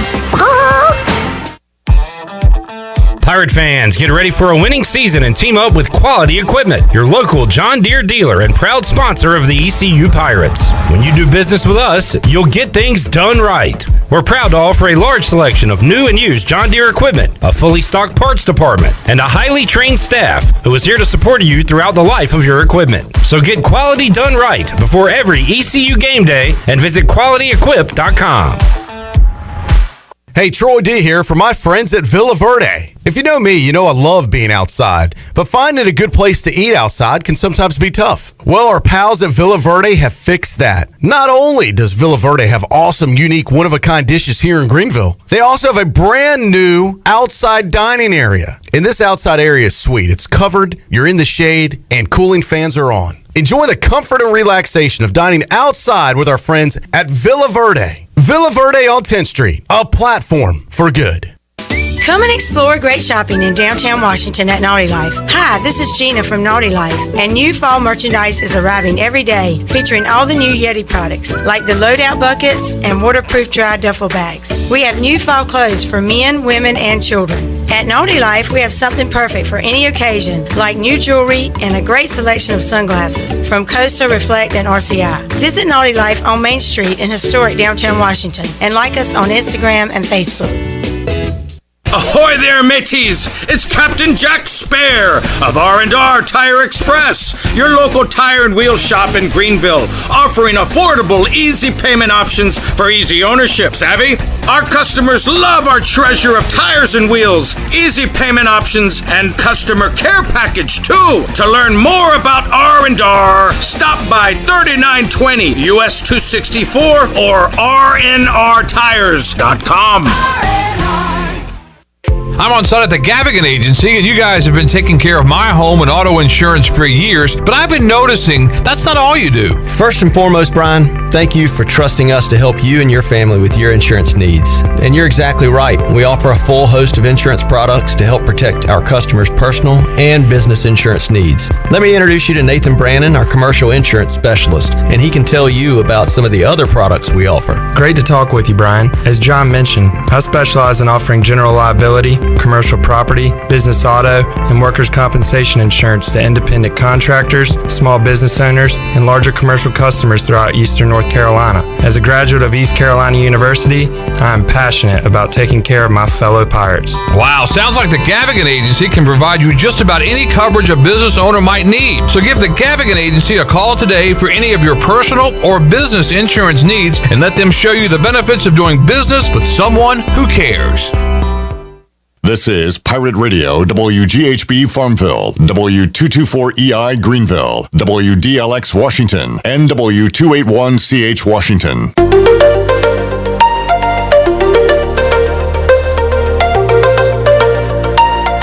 You're listening to Hour 2 of Pirate Radio Live. Save lives, be a hero, and make $1,000 your very first month donating plasma at Grifols Biomat USA. Start now at Biomat USA on 505 South Memorial Drive. A better donor experience and better pay. Now, back to the show. Welcome back. From sales to service, Greenville Auto World has all of your vehicle needs covered. Shop all of their inventory now at greenvilleautoworld.net. If you're also looking for someone to service your vehicle, Greenville Auto World has a full service and repair facility. Brakes, oil changes, tires, inspections, and they can repair any kind of vehicle. Greenville Auto World across from Speedway at Bells Fork and online at greenvilleautoworld.net. Thanks to Tim Sutton and Jim Rodgers for their sponsorship of the program. Now let's head back in to Pirate Radio Live. Here's your host, Clip Brock. Alrighty, back with you on Pirate Radio Live here on a Tuesday. You can watch the show on Facebook and on YouTube, and people chiming in on Facebook. We were talking about Marshall and App State going at it Thursday night in Boone. Rich says he's heading to Boone on Thursday, where it will be 46 degrees by the end of the game on Thursday night. And football weather creeping in as we get ready for week 4 of the college football season. It'll be the Pirates and Charleston Southern going at it at Dottie Ficklin Stadium, 6 o'clock on Saturday. And Kevin Monroe will be on the call alongside the voice Jeff Charles. And we've had Kevin on to talk about a couple of losses. Figured we should get him on after a big Pirate win on Saturday. Kevin, how you doing, man? I'm doing Clip. Good, Clip. How you doing? I'm doing great. And I texted you after the game, Kevin, while we were doing the 5th quarter. And I said, I'm happy for the coaches, happy for the players, I'm happy for you, I'm happy for me. Everybody's got at least a little bit of stake in this, some a lot more than others, but everybody needed that one Saturday night, Kevin, and a wild Pirate victory. You were there to call the action, and man, what was that 4th quarter like, really the second half of the 4th quarter like for you there in Huntington? It was just surprising. It was surprising how well the Pirates played versus how much Marshall just kind of gave up. And when I say gave up, I mean yardage-wise and score and points-wise in terms of the way they played ECU. It was just a total different half than it was the first half. They were able to get penetration in the backfield defensively, Marshall was, and they were able to do a lot of different things in the first half. In the second half, they weren't successful. They weren't successful stopping the run or the pass. And so it was just surprising to see ECU kind of turn it on and Marshall not be able to do anything about it, thinking that they were the 10-point favorites. They were the pick to win the game, pick to win Conference USA, definitely the better team on paper. And as the Pirates started to get in their rhythm and get going, Marshall couldn't do anything to stop them. It was pretty impressive. We saw that tempo there, those last 3 drives, Kevin. East Carolina scoring 21 points in 7.5 minutes. Is that something moving forward? They say, okay, this works. Let's roll with this, or are they going to wait until they get behind to kind of use that tempo? How do you see them using that the remainder of the year after seeing how much success it had on Saturday night? So I think the biggest issue people sometimes have with Holton Ahlers is that he holds the ball too long. It's kind of like being a Steelers fan, and watching Ben Roethlisberger play, when you just see him holding on the ball, and you want him to get rid of it. And so the difference is usually Ben makes the right decision when he's time to let it loose, and sometimes Holton doesn't. And so from the very beginning of the game, you could tell Holton was getting the ball out quicker. That had to be something they were practicing this past week in practice. He was reading one half the field, and he was getting rid of the football. And so even when they weren't in tempo in terms of coming up to the line of scrimmage, he was still getting rid of the ball quick. And I think it makes him a better player when he doesn't think as much. When it's not there, you pull it down, you run it. When it's there, you make the throw. And he did a good job of that early on. And so that keyed into the rest of the game when they were able to run tempo because he was making good decisions. Some huge numbers for Ahlers. He got some help from some really good pass catchers on Saturday night. And, Kevin, there was a point in time kind of post Bryce Williams and current day where I just said, I'm going to stop talking and asking about the tight ends. It's just not a part of our offense. It is in the blocking game, but not the receiving game. And how about the other night? Shane Calhoun comes out. First 100-yard game, according to Tom McClellan, since Carlester Crumpler Jr. for a tight end. You got to go all the way back to the early 90s, Kevin, for a performance like that from a true tight end. And we saw it the other night. And, man, he was a major weapon for the Pirates offense. No, it was really impressive. And you're right. For years and years, Pirate fans have been asking, where's the tight end? I played with a lot of good tight ends. I didn't realize that was the first 100-yard game. That's pretty crazy. But, yeah, we've had so many good tight ends here, and it just kind of went away from it. It was that the spread offense comes along, and everybody's throwing the ball over the field, and you got guys like Shane Carden, making all these passes, all these different receivers, and the tight end kind of gets lost. And then it just stayed like that for a while. And year after year, we'd recruit a good tight end, but then that guy wouldn't pan out, or that guy would change positions or something like that. I mean, even Jeremy Lewis from last year, now he's a defensive end. Right. So now you've got at least 2 guys in Jones and Calhoun that we know can catch the football, that we know can run, that we can make plays. And Calhoun just had a coming out party. It was fun to watch. Kevin Monroe joining us on the Fixed NC Live line. Kevin, no way to know this for sure, but I'll get your prediction on it. Is this a fluke? Is this just one amazing comeback on a Saturday night in Huntington, or is this the start of something? It's up to ECU now to use that win and stack some more wins on top of it. So it feels like at the time, at least, a season saver, but we won't know that until the end of the year. So what can the Pirates do with that victory on Saturday night moving forward?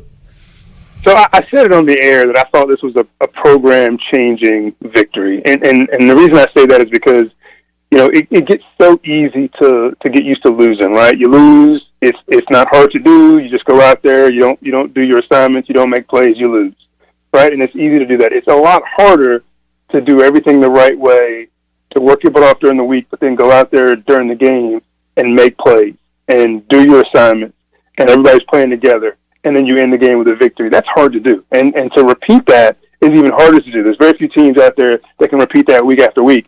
And so when you finally realize if you take the coaching and don't miss assignments and make tackles and make catches, that you can actually win, that's a good feeling. I mean, it's a great feeling. I mean, I played there for 4 or 5 years. We averaged 7 or 8 wins a season, and so it felt good to win, and we started to expect it. And so when you win a game like this, you start to realize as a player, okay, well, what the coaches are saying actually works, and we can actually, if we do it, we can actually beat good teams. And so I think if the mentality is there, that it can really change the program the way I thought. When they get behind in games, they won't, I'm not saying they gave up before, but they certainly didn't charge back and win. So that'll start to be a different mentality. Now, listen, we're still in a very tough conference. There's still a lot of tough games out there. The Pirates aren't going to run the schedule and just win all these games. They're going to lose some more games, more than likely. But I like to think that they're going to fight to the end of every game now, knowing that they're good enough to win games when they play their best. Kevin Monroe joining us on the Fixed NC Live line. He'll be on the call coming up Saturday with Jeff Charles on the Pirates IMG Learfield Network. And Kevin, not a great statistical game for your guys on defense. 433 yards for Grant Wells. Rasheen Ali, 189 yards, 3 touchdowns on the ground. But the Pirates forced some turnovers, including at the end with Jaquan McMillan getting the interception. Also, during that comeback, they had a 4th down stop. They held Marshall to a field goal, which was missed, so that was a key as well. So they didn't play great all night, Kevin, but just like the Pirates offense, they clicked there towards the end of the game, and you got to give them some credit for that, I guess, standing tall in the fourth quarter. It's the second straight game where they cause a fumble going into the end zone. I mean, that's pretty opportunistic football. That's a big deal. You get another interception at the end of the game, right by the end zone. So they're finding a way to make plays. You're not always going to stop people. I mean, these teams, they practice like we do, and they got good players. I mean, Grant Wells is going to play on Sundays if he continues to progress. That kid is an unbelievable quarterback. He's super accurate. He makes good decisions. He's just smart with the football. And that running back, I mean, he was every bit as good as the 3 running backs we've seen so far this year. The one good one at South Carolina and the 2 kids at App State. He was just as good as those guys. And I don't think they thought that going in. So to be able to play against those folks and, give up some yards, give up some points, but hang in there and continue to fight and get turnovers is what you got to do. They got sacks when they needed to in crucial situations on 3rd down. They got interceptions when they needed to, and they caused a fumble. And so it's going to happen. You're going to give up points. You're going to give up yards, but you have to be able to bear down when it's on the line, and they were able to do that. Kevin, you mentioned Grant Wells. He threw the ball 39 times. How many of those attempts were 25-plus yards? He was not afraid to air it out. And in 3rd and 5 situations, he'd chunk it downfield. Is that, as a former DB, do you like that? Is that fun for you? Or is that a little nerve-wracking when you got a guy that'll throw it deep on you no matter the down and distance? I don't know. As a DB, you love that. What you hate is a team that runs the ball 10 straight times and then sneaks a throw. You want a guy to back up and just start letting it loose. That way you at least know what to expect. You're covering a route every play. That's great. But, as an offensive player, when it's 3rd and 5 or 4th and 3, I think they had a 4th and 5 one time, and he threw a deep ball. I'm like, what is he doing? And they didn't complete it. And so you don't want that. Often if you're on offense with him, you want him just to get the first down and move the chains, that kind of thing. But I love what the kid can do. I think he's a really good quarterback and had this COVID year, so he's still a freshman. Is going to make wonders for his career. I think he's going to have a good career. Kevin Monroe joining us, recapping the Pirates' win over Marshall. Kevin, we don't know a lot about Charleston Southern. We'll get a closer look at them here on Pirate Radio Live on Thursday when I talk to the beat writer David Shelton from the Post and Courier. He covers Buccaneers football, so we'll talk to him about that. I know that they lost to the Monmouth and they beat the Citadel already this season, and I got to imagine you don't know a ton about those guys yet, right? Yeah, I hadn't had a time to dive into him yet. I know they've got one receiver. He pronounced it like Swartling or something. He's about 189. He's gotten 4 of their 5 touchdown passes, so he's definitely a guy you got to keep your eye on. The quarterback, I think his last name's Chambers. He's a dual threat guy. He's actually the leading rusher if you look at yards gained, not yards net gained, because he's taken some sacks and that's put him behind the running back. But in terms of total attempts, he's got more attempts than the running back, and he's gained more yards. So we got to watch the running quarterback. It's always tough to stop a running quarterback, and so they've got some weapons. They obviously they're FCS team, and they don't play the schedule that that other teams that we play. But they're going to fight. I heard Coach Houston say this was their Super Bowl. Well, it's their early season Super Bowl. They'll play Georgia at the end of the year, the actual Super Bowl. But for now, this will be a tough game for them, and I think if the Pirates play well, they'll obviously win by a good margin. But they're going to fight. All right, so this is their NFC Championship leading up to their Super Bowl later this year. All I know about them, Kevin, is that their head coach is Notre Dame's all-time leading rusher, Altry Denson, which is a blast from the past. Hadn't heard that name in a while until I talked to him this offseason. That's pretty cool. Yeah, I remember seeing him play. He's a good player. No doubt. And, Kevin, one more thing. Hopefully you and Jeff will have a lot of crowd noise in the background on Saturday. That win Saturday night probably sold a few more tickets to the upcoming home game against Charleston Southern. You start 0-3. People had a bad experience at Dowdy-Ficklin Stadium the first time around with concessions and lines. People just sit at home and check it out on TV. But now that you win a game like that, hopefully it kind of re-energized Pirate fans to get back out to Dowdy-Ficklin Stadium this week. Well, you know what's funny is that I thought as soon as we got off the air, which was, oh my God, you play like this against South Carolina, you win that game by 2 touchdowns. Oh yeah. And now you're 2-1. Yep. And all of a sudden you're a good team. You're going into Charleston Southern thinking, hey, we're going to be 3-1. And so that just changes your whole outlook. We're still 1-2, but I think Pirate fans are starting to feel better about things after that win. And maybe you're not coming into the stadium to see South Carolina or some big name, big conference team, but you're still going to come to a chance to see your Pirates play and also play a game where they're expected to win. So I would think that'd bring out some fans. So you're right. I think it should be crowded. I think it should be excited. And I think the Pirates, if they play well, should put up some big numbers. Kevin, we'll wrap it up. I don't know what the heck your head coach McCarthy's doing there in Dallas, but Greg Zuerlein bailed him out on Sunday, so congratulations on that win. Listen, he's getting victories is what he's doing, man. Come on. Well, victory, one. We'll see. Maybe one against the Eagles on Monday. But hey, my team won, your team won, ECU won. Everybody's a winner. For now. Well, I was glad to see you guys beat up on the Giants. That's I hate that more than I hate you. Wow. All right. That's pretty strong. Kevin, thank you, man. Enjoyed it. Have a great call on Saturday. Appreciate it, Clip. All right, man. There's Kevin Monroe, former Pirate. Does a great job with the voice. Ball out! Calling games on the Pirates IMG. I forgot to bring that up with him. He's had a lot of ball outs this year with all the balls that Blake Harrell's guys are knocking away from the offense. Hopefully some turnovers coming up for the Pirate defense on Saturday. All right, some guys responsible for forcing those turnovers. Bruce Bivens and Xavier Smith. We got them coming up next inside the Pirate Radio Players Lounge. We were so chock full yesterday of interviews, we ran out of time. So you'll hear what Bruce and Xavier had to say about the win over Marshall and moving forward, trying to stack wins on wins. That's on the way when we return on Pirate Radio Live here on a Tuesday. Back with you after this.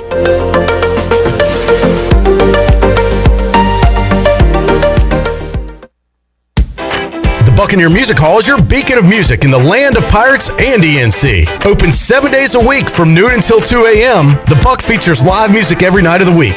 Tuesday is karaoke with DJ Captain Morgan. Wednesday is acoustic night. Thursday is the DJ dance party. And Friday and Saturday nights, it's live bands. Check out the Buck's Facebook or Instagram page for more information. The Buccaneer Music Hall. We'll see you at the Buck.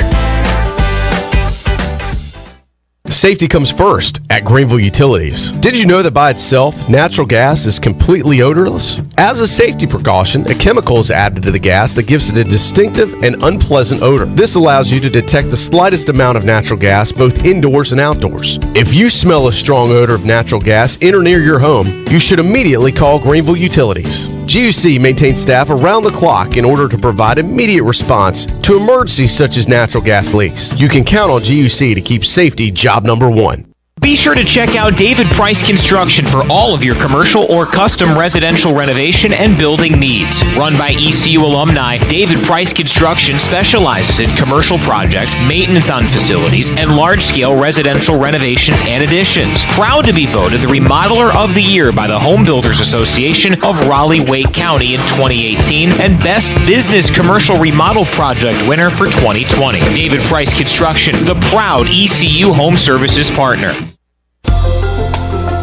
Hey Pirate Nation, this is Holt Nailers, and I couldn't do my job without my offensive line keeping me safe. Make sure your employees are safe by using ArcPoint Labs for your medical testing needs. From pre-employment testing to COVID test, ArcPoint Labs is there to serve Eastern North Carolina with accurate, reliable, confidential testing. Schedule an appointment at any of their 6 Eastern North Carolina locations or visiting them online at arcpointlabs.com. Go Pirates!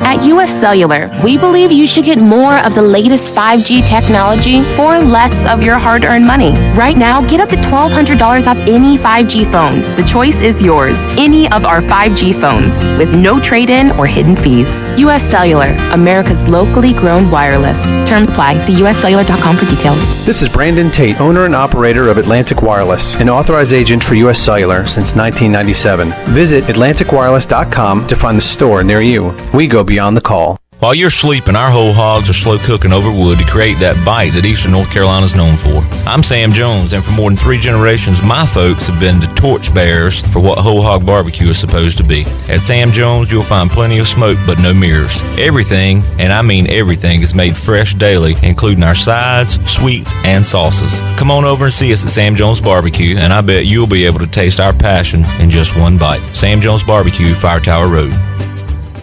Do you suffer from pain, anxiety, or sleeping issues? Eastern Healthcare has a solution for you. Eastern Healthcare is the premier CBD store with retailer quality products to help with any ailment you might have. They carry nationally recognized brands such as Curative's Delta 8, CBD Distillery, and Charlotte's Web with a wide variety of delivery systems. This is Adam from Eastern Healthcare. Come visit our store at 2245 Stannisburg Road across from Vidant Hospital or call 227-4199. Eastern Healthcare. Wellness starts here.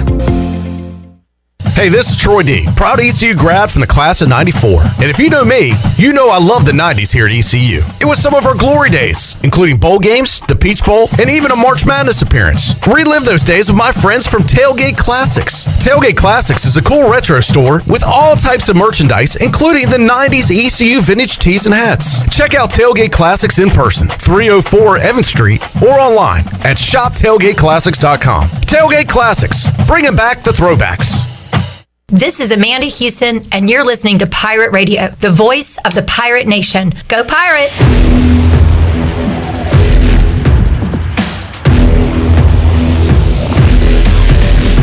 You're listening to Hour 2 of Pirate Radio Live. Save lives, be a hero, and make $1,000 your very first month donating plasma at Grifols Biomat USA. Start now at Biomat USA on 505 South Memorial Drive. A better donor experience and better pay. Now, back to the show. Welcome back. Eastern North Carolina's choice for window tinting, signs, graphics, wraps, graphic design, and more is Signs and Tint.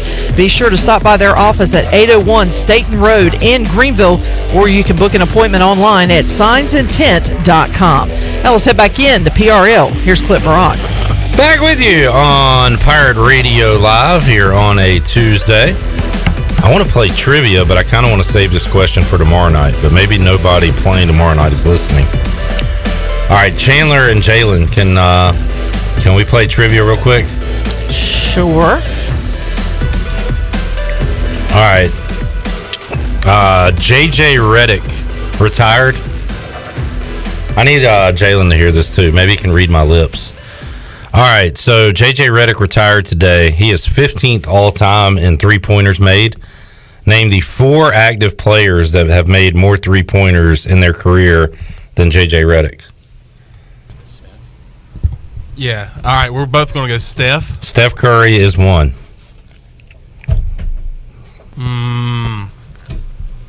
Active. Klay Thompson? Klay Thompson is 20th all-time. He is behind J.J. Reddick. I did like that guess. I'm going to go LeBron. LeBron James is correct. LeBron James. He has 29 more three-pointers than J.J. Reddick, 13th all-time. Trying to go some old heads. Oh, boy. Who's up? Can I try one? Yeah, try one, Shirley. Reggie Miller? Active. Oh, active. Sorry. Oh, I missed that part. Kevin Sorry. Durant. Jalen says Kevin Durant. Kevin Durant is 27th all-time. Oh, wow. Down on the list. That's a good guess.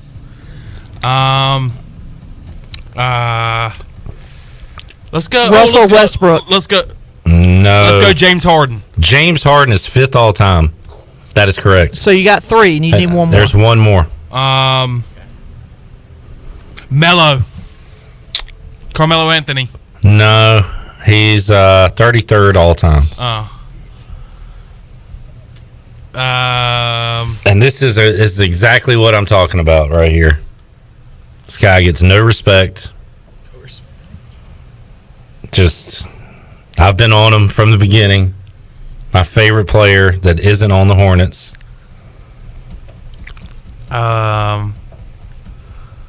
I don't know why Giannis is coming to mind. But No. It's not. No. It's not. I knew it wasn't, but Really, Chandler?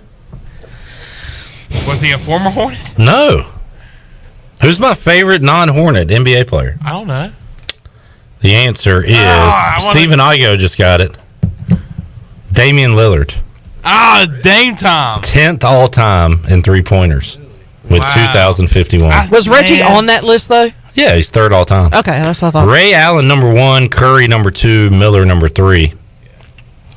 Reggie Miller. This Creighton Blue Jay is number 4. McDermott. No. Doug McDermott. No. Kyle Korver. I didn't know he went there. Pretty sure he did. I didn't make that up, did I? No, I think you're right. It was not McBuckets. Yeah, Korver went to Creighton. Dougie McBuckets. Doug McDermott is back. He hasn't averaged 15 points in his whole career, but he's 4th all time in 3-pointers. Did he make a comeback last season for the Pacers? Sure he did. I know Igoe's going to text in and clown me over that one. Doug McDermott. All right, thank y'all for playing. There's Igoe right there coming in. All right, let's get to our Players Lounge. That was fun. Thank y'all for participating. Xavier Smith and Bruce Bivens, a couple of ECU linebackers, joined me yesterday inside the Pirate Radio studios. We ran out of time. Didn't get a chance to play on Monday, so let's hear them right now. All right, back inside the Players Lounge with a couple of ECU linebackers, Bruce Bivens and Xavier Smith. And great to talk to you guys after a W. Welcome to the show. How you guys doing today? I'm doing great. I'm doing great, too. I appreciate y'all's time always, but I do admit it is a lot more fun to get you guys in here smiling after a win. So let's talk about it. It was a wild one Saturday night. East Carolina come from behind victory to beat Marshall. And Xavier, when you're in a game like that, it's easy for me, it's easy for fans to say, well, this one's over. How do you stay locked in, man, and complete that comeback like you guys were able to do the other night? Well, I just trust every person on the team. You know, I'm my brother's keeper. And, like, the whole game, like, on the sideline, I was like, this comeback's going to be great. Like, kind of, like, mentally, like, that's how you have to think about it. Like, the game's never over until there's all zeros on the scoreboard. And, like, we all understood that. Like, we all knew, like, once we correct the mistakes, you know, they had a couple plays that, like, went their way. And, like, we knew if we just stuck to the course and just did what we know we could do, that we would be in position to win the game. And we made the plays we had to make late in the game. And just to see that happen is, like, super memorable for me. Like, I'll never forget that. Like, that was one of the greatest comebacks I've been a part of. So for me, that was, like, a moment I'll cherish forever. Bruce, you've been a part of games where you've had to come back. You've also lost leads. You watch sports. It happens a lot. So when you're in the moment, do you feel that same way? Like, hey, it don't matter what the score is. We're going to win this game. Right. We knew we was going to face some adversity because, you know, obviously it's a good football team. But, you know, we stuck to our plan. And like Xavier said, like, they had some calls that go their way. And we had a lot that went our way. So obviously we came out victorious. And that was probably one of the best surreal feelings ever, because like it's been a minute since we came back like that and stuff like that, so it was pretty cool. Mike Houston said something after the game. Marshall had yet to really be in a game in the fourth quarter. They had gotten leads and been able to put those teams away with Navy and with NC Central, and that message came to fruition during the game. What did he say to you guys about fourth quarter? Let's be in the game. You guys have experienced this the first 2 weeks. They haven't. How important was that for you? It was really important. I mean, we really wasn't focusing on them. We was focusing on what we needed to do to make sure we came out victorious. So we wasn't really worried about them. I mean, if they was good at, like, any team could, decide to, change. Well, get better at something like that. Obviously, they had problems of not, facing teams like pretty much with the same type of, how can you say, competition wise, right. Like they played some probably lesser opponents the first couple weeks. They played some lesser opponents, but that don't mean they could live up to the competition too. So we still got to bring our A game to the table every time we come to play. And Xavier, long before you guys were here, long before I was here in Eastern North Carolina, ECU's prided itself on fourth quarter. Being there at the end of the game, being the best physically conditioned team. That showed up in that game on Saturday for you guys. Definitely, for sure. We pride ourselves on no quarter, hold the fours up. And just like mentally, we knew coming into that game that it was going to be a challenge, especially like having a road game against a good opponent like Marshall. They have a good quarterback, good running back. Like, they're just sound all around on all phases. So like we knew that we were going to come and get into a fight, and it was ugly at times for us, but like I said, the game's not over until it's over. So like just like focus on what you can control and like keep that positive attitude, because it's all about a mindset. When we're down 17 for third quarter, it's easy to give up and be like, dang, like we could have had that one. But like the guys on this team, we work hard, we work for each other, we play for each other. So like I know for me and like all the other guys on the team, like I'm not gonna stop, like I'm not gonna give up just because things aren't going our way. So like when the mindset is out on the team, like magical special things can happen, and that's what we seen last Saturday. And I mean, I don't know if any of your guys were going to give up, but if they see you two upperclassmen leaders not giving up, that's going to make the younger guys play as hard as you, I would think. Exactly, for sure. You mentioned a negative. That Ali guy took some ankles the other night, and I don't know. I don't think it was you guys' ankles, but he looked like Allen Iverson, or I guess Kyrie Irving, to use a guy that's playing now.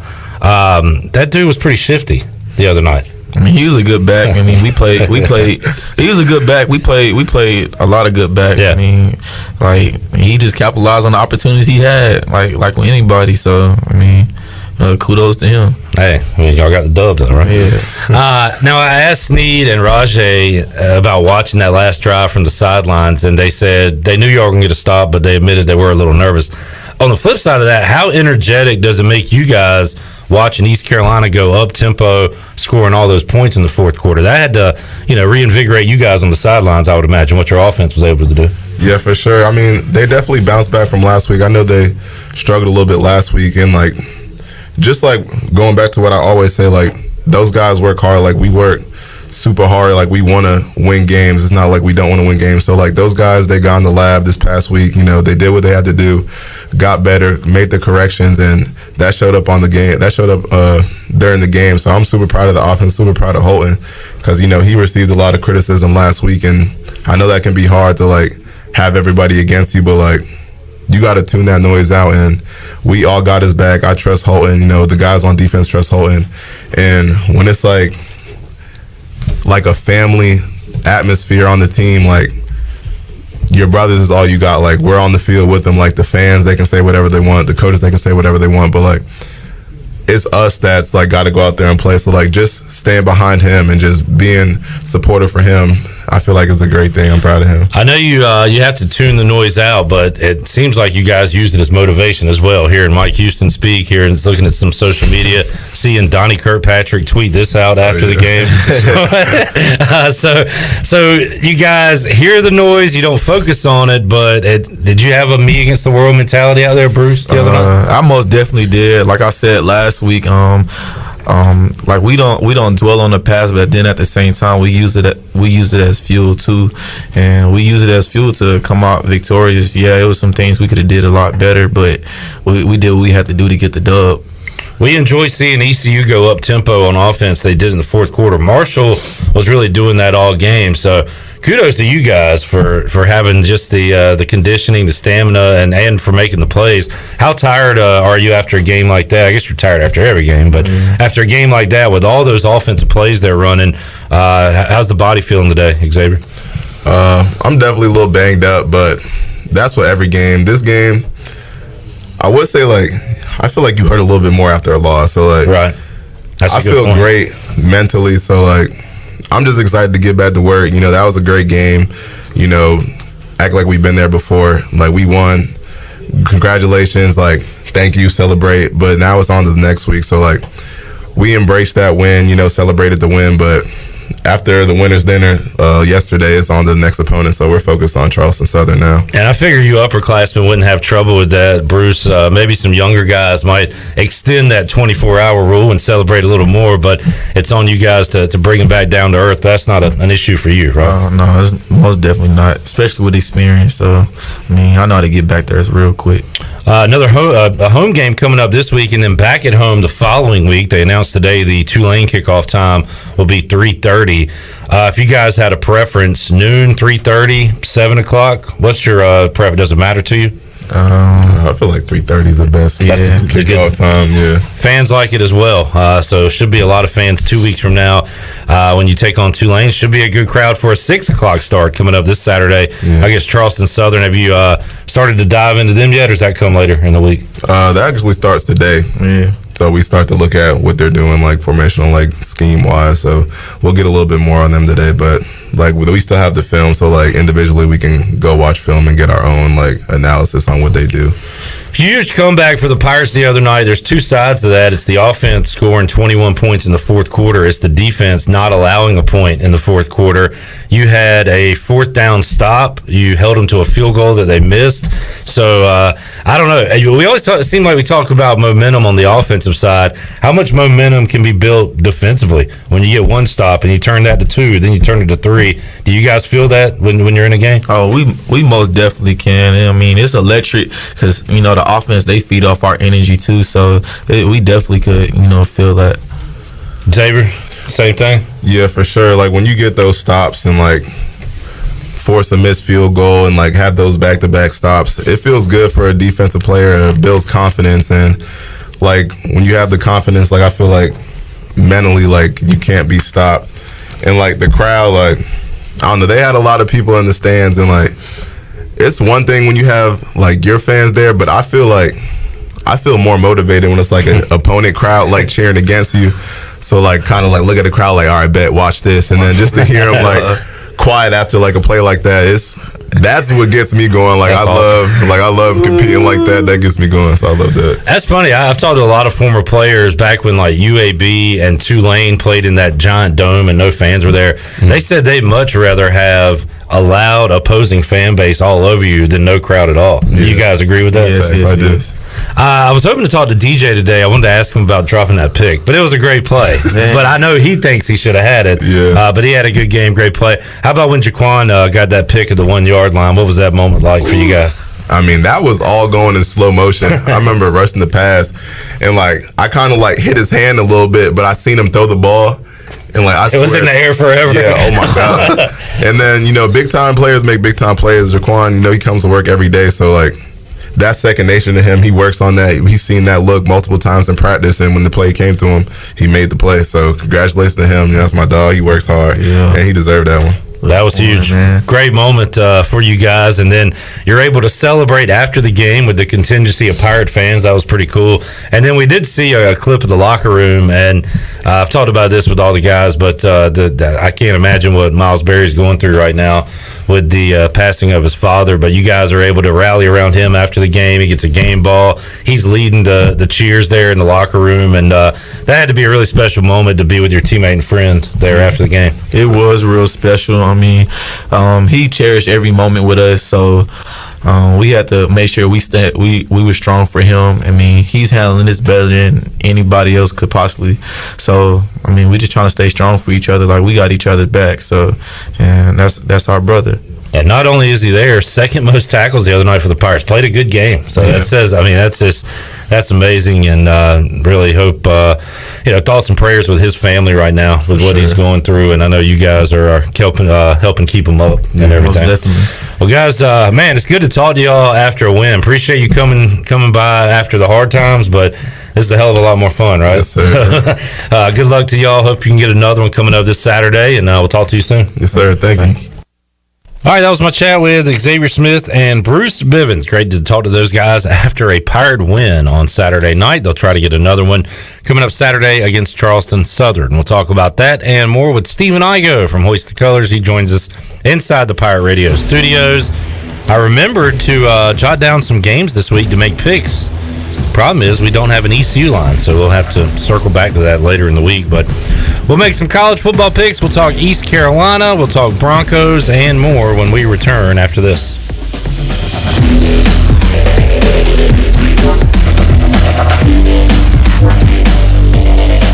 Hello folks, this is Jamie Lane with Carolina Hardscapes and Mulch. We believe that making memories with your family and friends is what life is all about. If you have a dream of having a backyard patio, fireplace, pool, walkways, fire pits, or more, then Carolina Hardscapes is the place to call at 364-1201. You can stop by our outdoor showroom on Fire Tower Road across from Bostic Sugg Furniture. At Carolina Hardscapes, we look forward to making your backyard the place to be. Find us on the web at carolinahardscapesandmulch.com.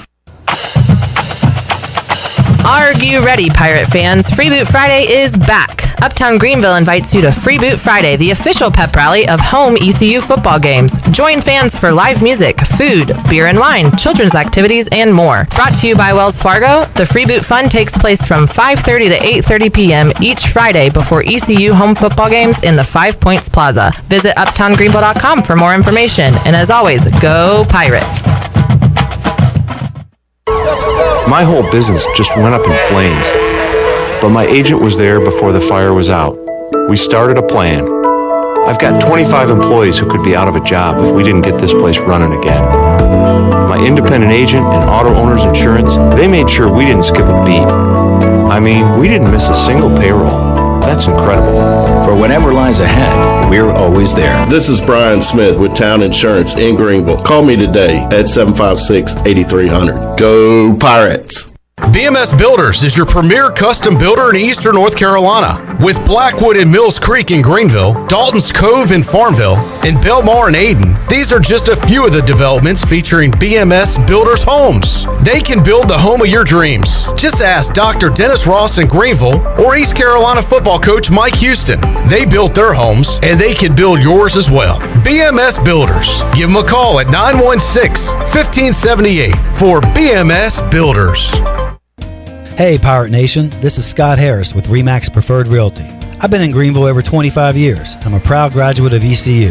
If you're looking to buy or sell a home, then give me a call today and let me help make your real estate process fun and easy. I keep it simple and explain the process every step of the way. My goals are your goals. There are no long-term contracts, and you always deal with me from start to finish. The right home starts with the right agent. Call me, Scott Harris, at 347-1857. Go Pirates! Chico's Mexican Restaurant is the home of the best margaritas. Grab your amigos and head to Chico's every Tuesday for the Gulp of Mexico, a huge 46-ounce lime margarita for only $6.99. On Thursdays, relax and enjoy half-price pitchers of Chico's house margaritas. Choose from lime, strawberry, blood orange, raspberry, or peach. For Mexican food and fun, it's got to be Chico's Mexican Restaurant in downtown Greenville and online at chicosrestaurant.com. Chico's, where the fiesta never ends. For years, Callie Ann Phelps has been singing about Phelps Chevrolet. Phelps Chevrolet is the one for you. Low prices, service too. See the big dealer right away. Carolina's finest, Phelps Chevrolet. And you'll agree with what Skylar Phelps has to say. Nobody beats Phelps Chevrolet's prices. Nobody. The name you can depend on. Phelps Chevrolet. Get you one. Find new roads with Chevrolet. Then come find yours at Phelps Chevrolet in Greenville. Hi, this is Jeff Charles for my friends at Ed Watkins Marine. I've known Ed personally for years, covering his winning performances on the football field and on NASCAR's pit road. Now Ed is winning on the water, and you get to win too. You win with awesome prices on boats from Ed Watkins Marine, and of course, great service after the sale. If you're looking for a new boat, contact Ed Watkins Marine today. They will deliver anywhere. Find them online at edwatkinsmarine.com and tell them the voice sent you. This is Coach Donnie Kirkpatrick, offense coordinator for ECU football, and you're listening to Pirate Radio, the voice of the Pirate Nation.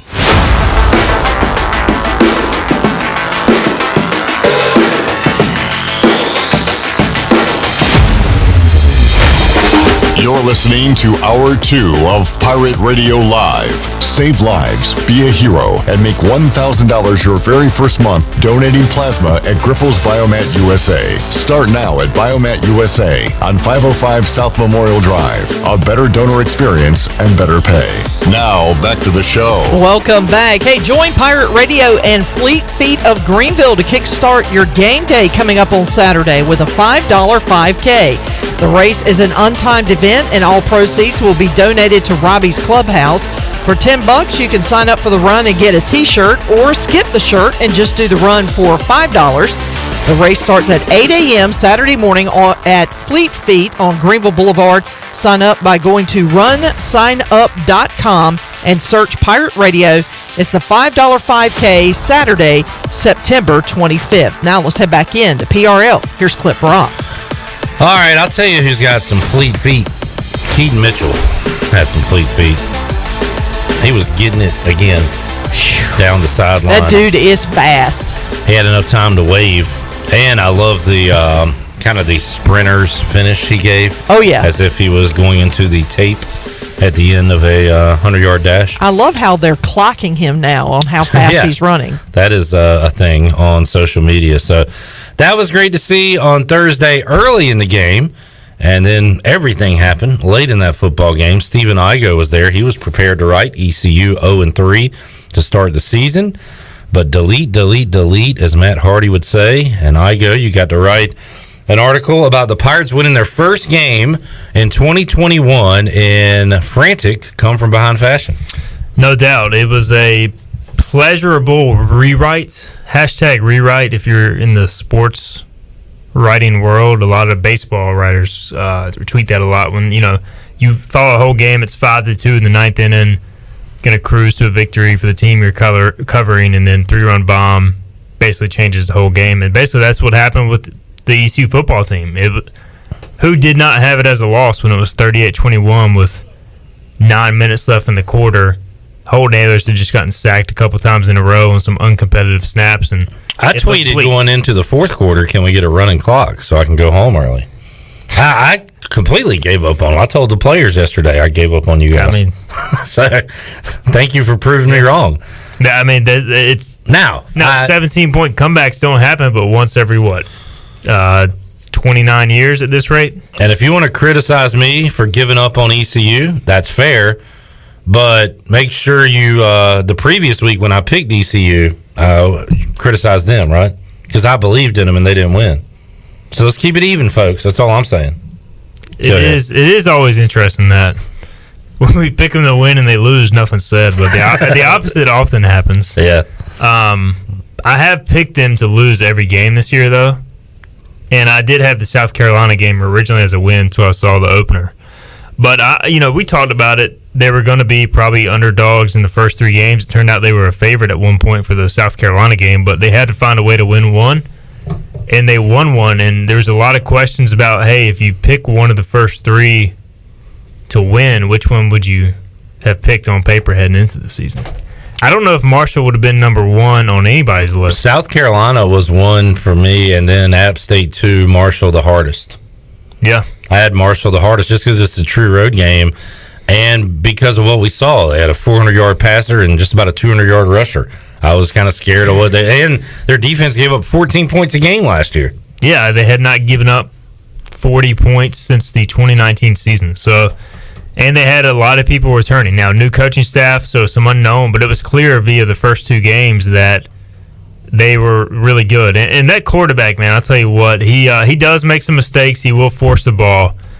But if he can continue to mature, he's got an absolute cannon, quick release. And we talked about Ali. You talked about it earlier, taking some ankles. He took some ankles, and he looked ridiculous on that turf. So they got some absolute weapons.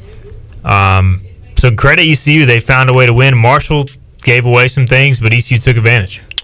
That they did. Huge win for multiple reasons. Had to get number 1 of the year. And now, as I said, it's a great opponent to go into this week coming off a win because you can get another one, make it 2 in a row, get people fired up for the conference opener against Tulane. But you don't just roll the ball out and beat Charleston Southern. You got to play well. You got to respect your opponent.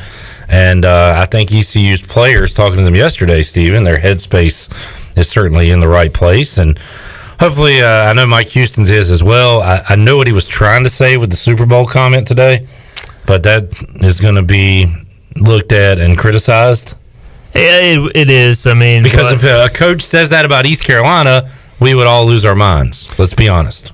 My philosophy on this, or my thinking, I could be way off, is Mike Houston's a Citadel guy. Charleston Southern's a rival of the Citadel. I don't want to say he was taking a shot, but I think he was. I think maybe he said it for that reason. And by the way, how many times has Mike Houston beaten Charleston Southern? None as a head coach. 0-3. Mm-hmm. So this is a big game for Shirley, I got a question for Steven. Are you nervous? Can we find that real quick? Because Mike Houston, when he sees that other uniform across the field, Steven, are you nervous? He has not done well in years past, Steven, when he sees that Buccaneers jersey. So, are you nervous? Hold on, I gotta ask you one more time, Steven. Steven. Are you? Are you nervous? Not really. Not to kill the anticipation. Do you know who the head coach at Charleston Southern was at that time? Was at the time. Can I get a clue? He is now coaching a very successful team in the region that is ranked in the top 25. In the region? Like in the Carolinas. The Wake Forest coach? No. Jamie Chadwell. Coastal? Yep. Yeah. Coastal coach. So, interesting. Did not know that. So they had a pretty good rivalry going when it was Coach Houston at the Citadel and Jamie Chadwell at Charleston Southern, and there were some close competitive games. Charleston Southern was victorious. I mean, in reality, they probably get the better player on average. You know, it's probably easier to recruit to Charleston Southern than it is at the Citadel, but they had some very good games. I think Charleston Southern actually knocked them out in the playoffs the year the Citadel made the playoffs. So, yeah, Coach Houston definitely will not be overlooking this football game because I think he'll be motivated to beat Charleston Southern because he's a Citadel guy. Now, that's a good thing. For the rest of the team, you know, I think they're going to say the right things, but their actions will speak louder than words. They have to go out there and play like it. You know, this isn't Gardner Webb, who was just downright terrible a couple years ago, probably more similar to William and Mary, and that was, a 19-7 victory in Coach Houston's first year. So I expect a competitive game for at least a half. I mean, if they go out there and make mistakes, Charleston Southern can hang around. They're not a bad FCS team. Sometimes it's difficult to know when someone's being sarcastic on the internet. I am quite often, so I just assume people are most of the time. But Robert says they played Monmouth hard for 2 quarters. Don't take them lightly. Now, I could read this as like him trying to be funny, saying they played Monmouth hard for 2 quarters. Don't take, or he could be being serious, saying they played Monmouth hard for 2 quarters. Don't take them lightly. So I looked up Monmouth football, and Monmouth has gone to the playoffs 3 out of the last 4 seasons, or 3 out of the last 4 seasons, and they have gone 3-1, 9-2, 10-2, 10-1, 10-2. Oh, never mind. That's dating back a long time. 3-1 and 9-2. I was going back to 2003. So I guess what he's saying is they're a good team. They're ranked in the top 25 in FCS. So Robert's being serious. Yeah. They played a good team in Monmouth, hung around for a couple quarters, but then Monmouth took it to them. And they got a older quarterback, which always worries you because he's not going to come into ECU intimidated. He's probably played in some FBS environments. So dual threat quarterback, they're going to have to be aware of that. Jack Chambers, and he's going to do a lot of running. And defensively, I don't think they're bad. So again, yeah. He was kidding. Well, Robert, you should have been serious. Damn it, Robert, you have my brain in a pretzel. I thought at first read, I was like, he's being sarcastic. I looked up their team. They're a good team. So then I was on the other side, and now you tell me you were being sarcastic. I mean, I'll be honest. So I did not know that Monmouth had a good football team until I started looking at Charleston's schedule and I saw they were ranked. The only reason I know Monmouth is because the ECU baseball plays them every 3 years. Did Victor Cruz go to Monmouth? No. Where'd he go? UMass. Who went to Monmouth? I have no idea. Victor Cruz went to UMass. I'm really looking. I got egg on my face today. Let me find who I'm thinking about, Steven. I want to say there's one receiver that went to Monmouth that I can't think of at the moment. Should we just turn this into Monmouth radio and just? By the way, we're playing Charleston. Miles Austin. Damn there it. You go. Chris Hogan. Wow, they produced some NFL talent. Chris Hogan, he played probably lacrosse at Monmouth. Did he even play football? All right, Miles Austin is who I was thinking of. Victor Cruz, UMass. That one's on me, folks. I'll take that one. All right, let's get a break in. We'll come back. Got a lot to do with Igoe in the next 35 minutes or so, including some picks, NFL talk. His team is 2-0. Mariners still alive, but need a lot to happen. Not happening. Huge game tonight. And more ECU football talk and Monmouth football talk when we return after this.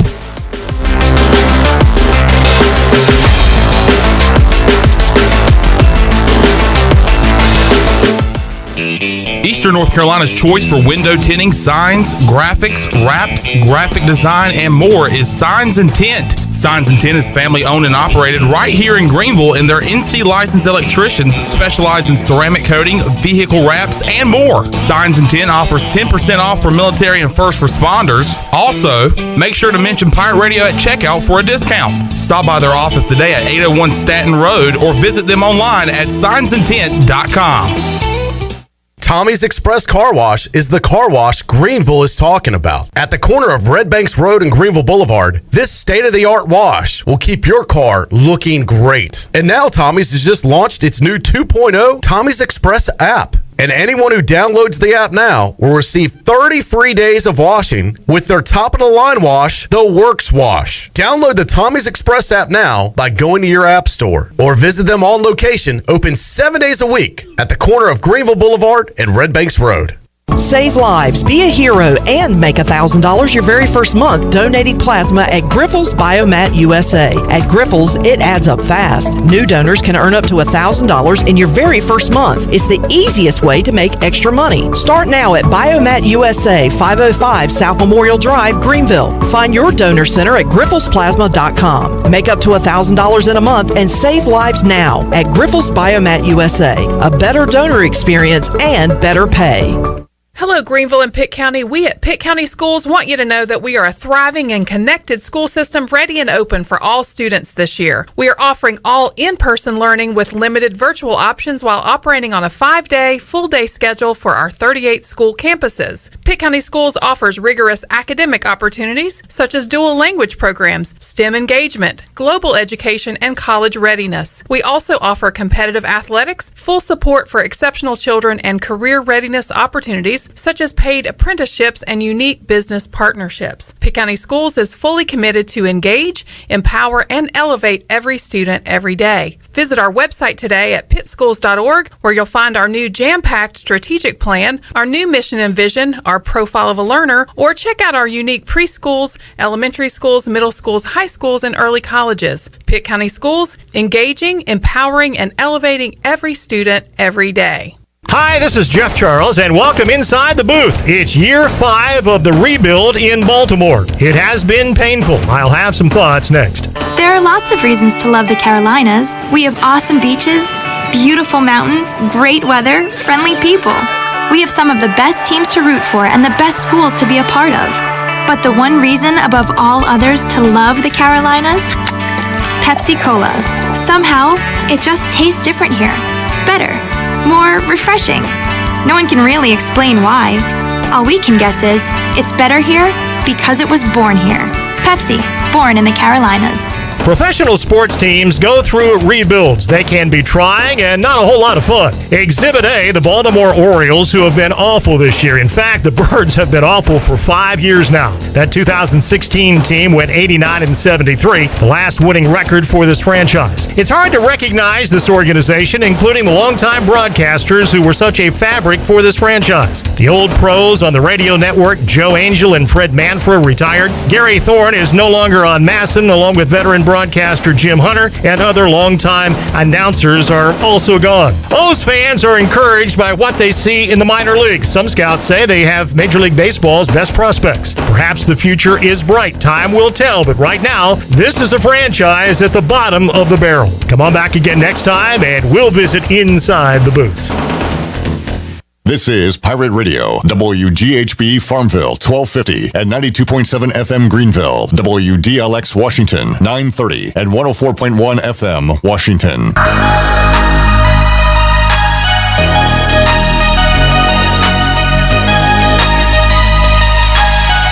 You're listening to Hour 3 of Pirate Radio Live. This hour is brought to you by Carolina Hardscapes. Making memories with your family and friends is what life is all about. If you have a dream of having a backyard patio fireplace, pool walkways, fire pits, or more, then Carolina Hardscapes is the place to call. Get started on your dreams today at Carolina Hardscapes on Fire Tower Road, across from Bostic Sugg Furniture. Now, back to the show. Welcome back. At Angel Oak, they continue to make customer service a number one priority. A local mortgage advisor is the key to your transaction success.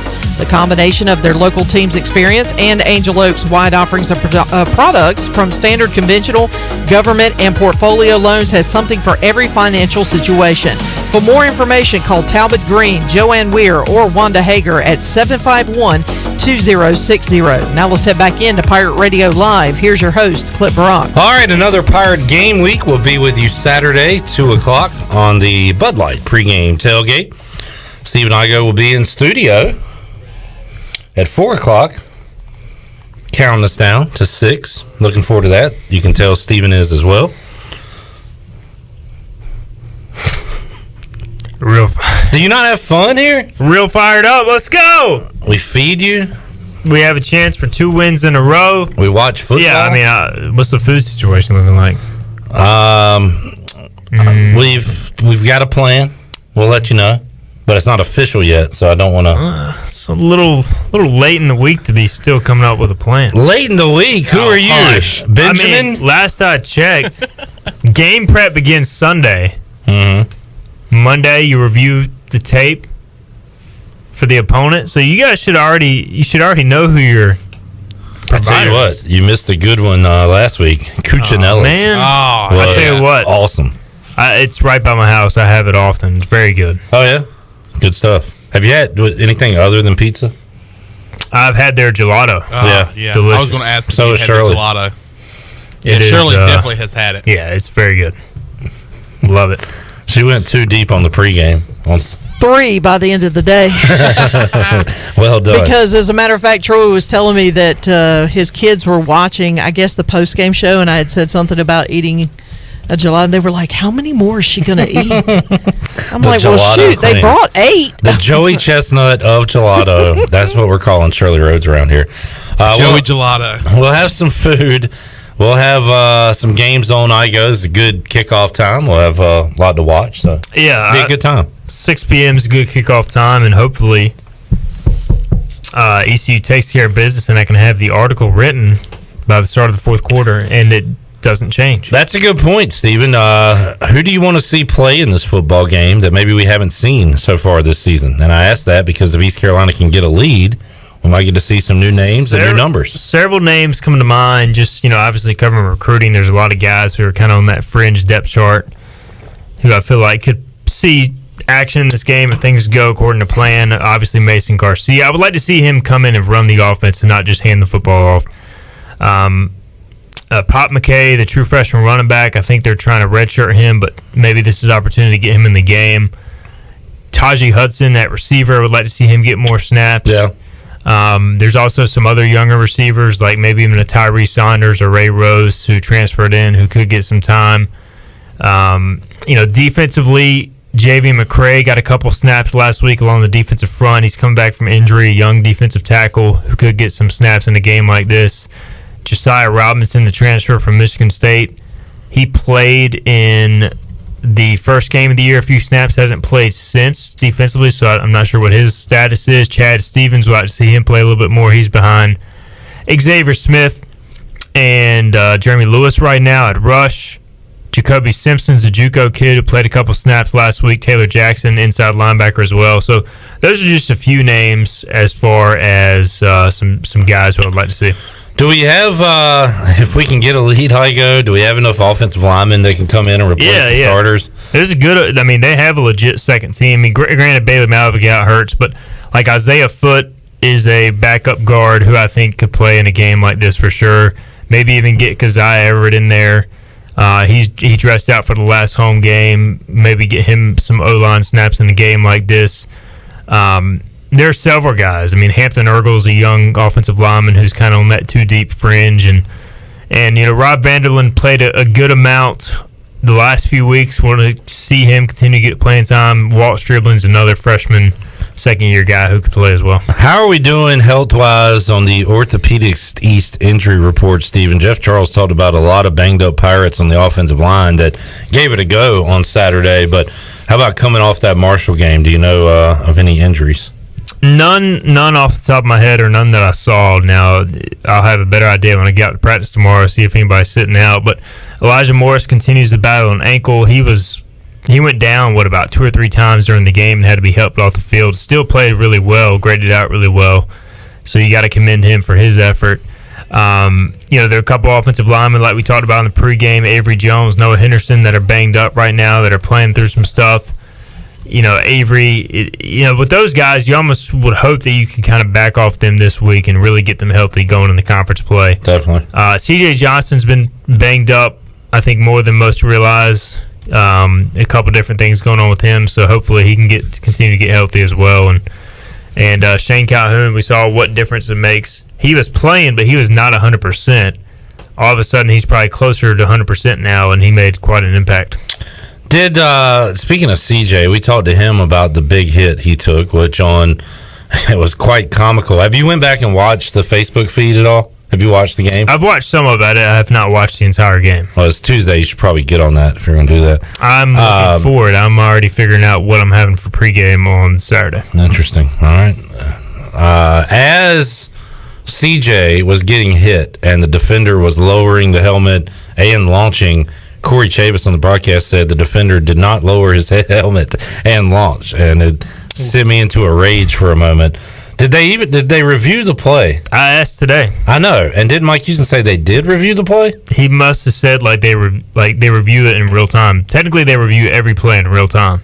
Oh, so somebody saw it, but they didn't think enough to stop play to get a closer look. So that person, maybe Corey Chavis, was the replay official because according to the conversation Mike Houston had, also with the replay review system after the game, like when you send it in, according to him, it was not targeting. So I like what Houston said. If at the least it should have been a flag. Unnecessary roughness. Yeah, 10, 15 years ago, maybe not, but that's always called a flag. The receiver's trying to go up and get the ball. The guy just can't come over and launch into his face. When you heard illegal numbering, I laughed. I did too. Yeah.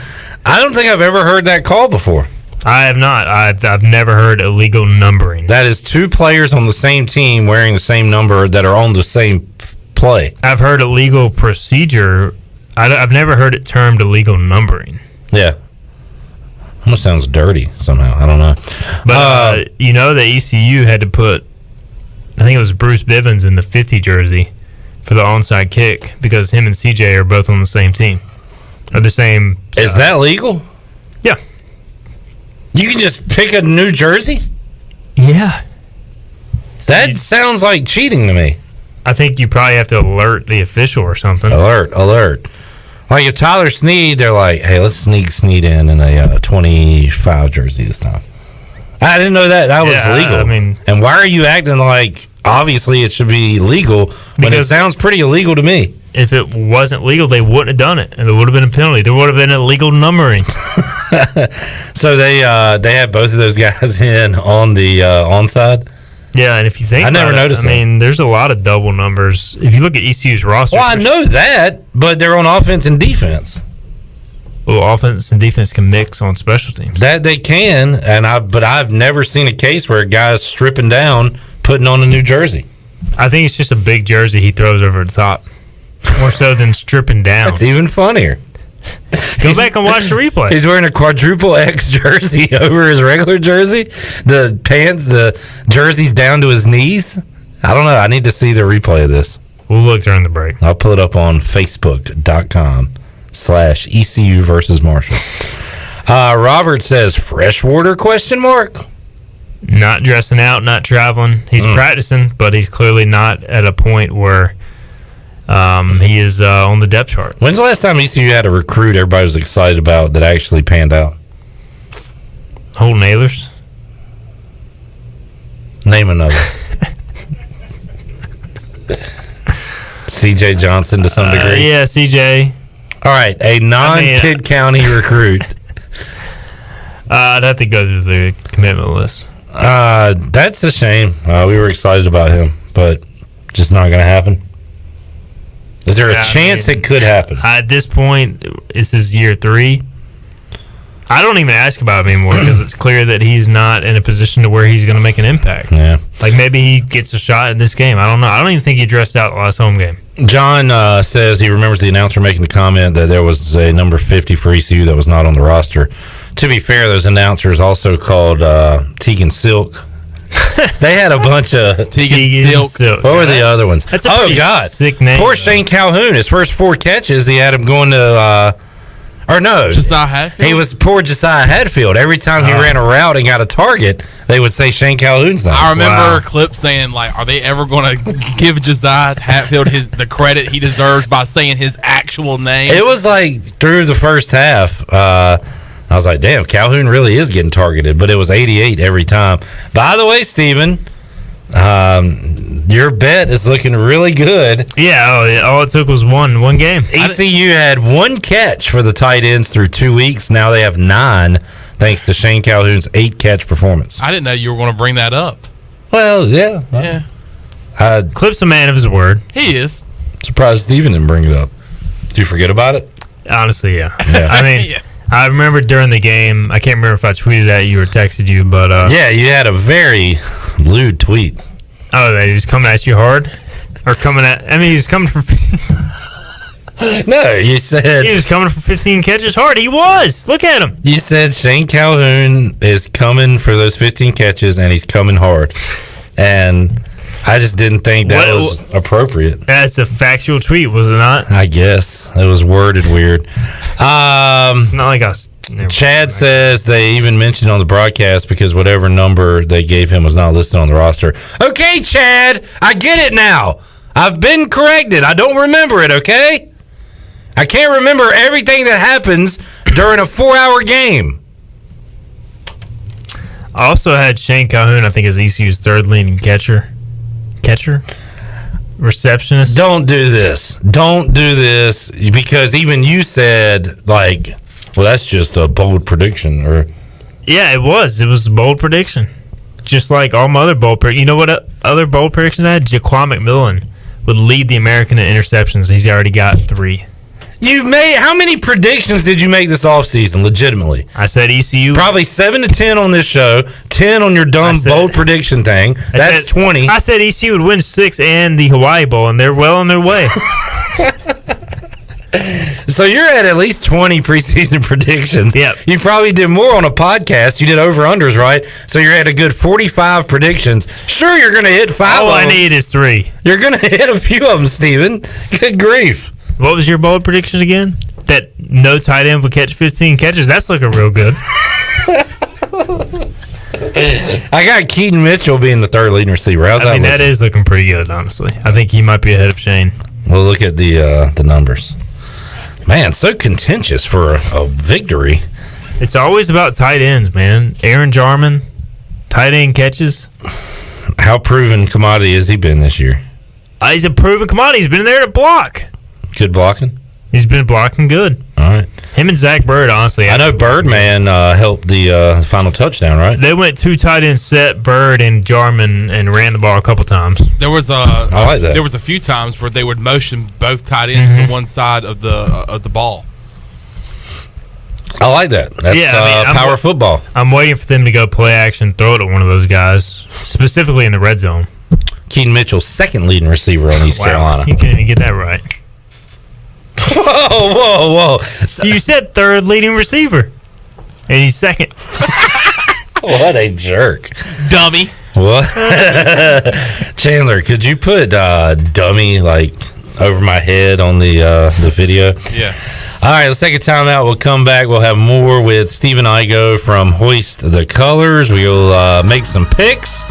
We'll talk some NFL and more. More to go on Pirate Radio Live after this.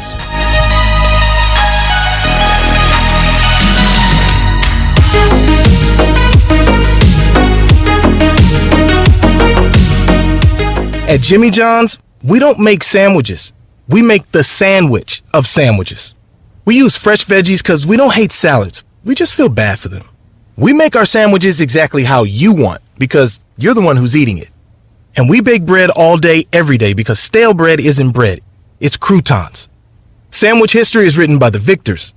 Good thing we have legible handwriting. Jimmy John's, the sandwich of sandwiches. Order pickup or delivery on the app. Hey Pirate Nation, Lindsey Gray here with Carolina Caliber. In 1960, my granddaddy started his firearm business right here in Eastern NC. still family owned and operated, we have the area's largest selection for outdoor shooting sports and accessories and are one of the nation's top firearm dealers. At Carolina Caliber, we have everything you need from hunting, home defense, and personal protection, including a wide variety for ladies and youth. We buy, sell, and trade. It's a time-honored tradition. Visit us at Carolina Caliber on Fire Tower Road in Winterville.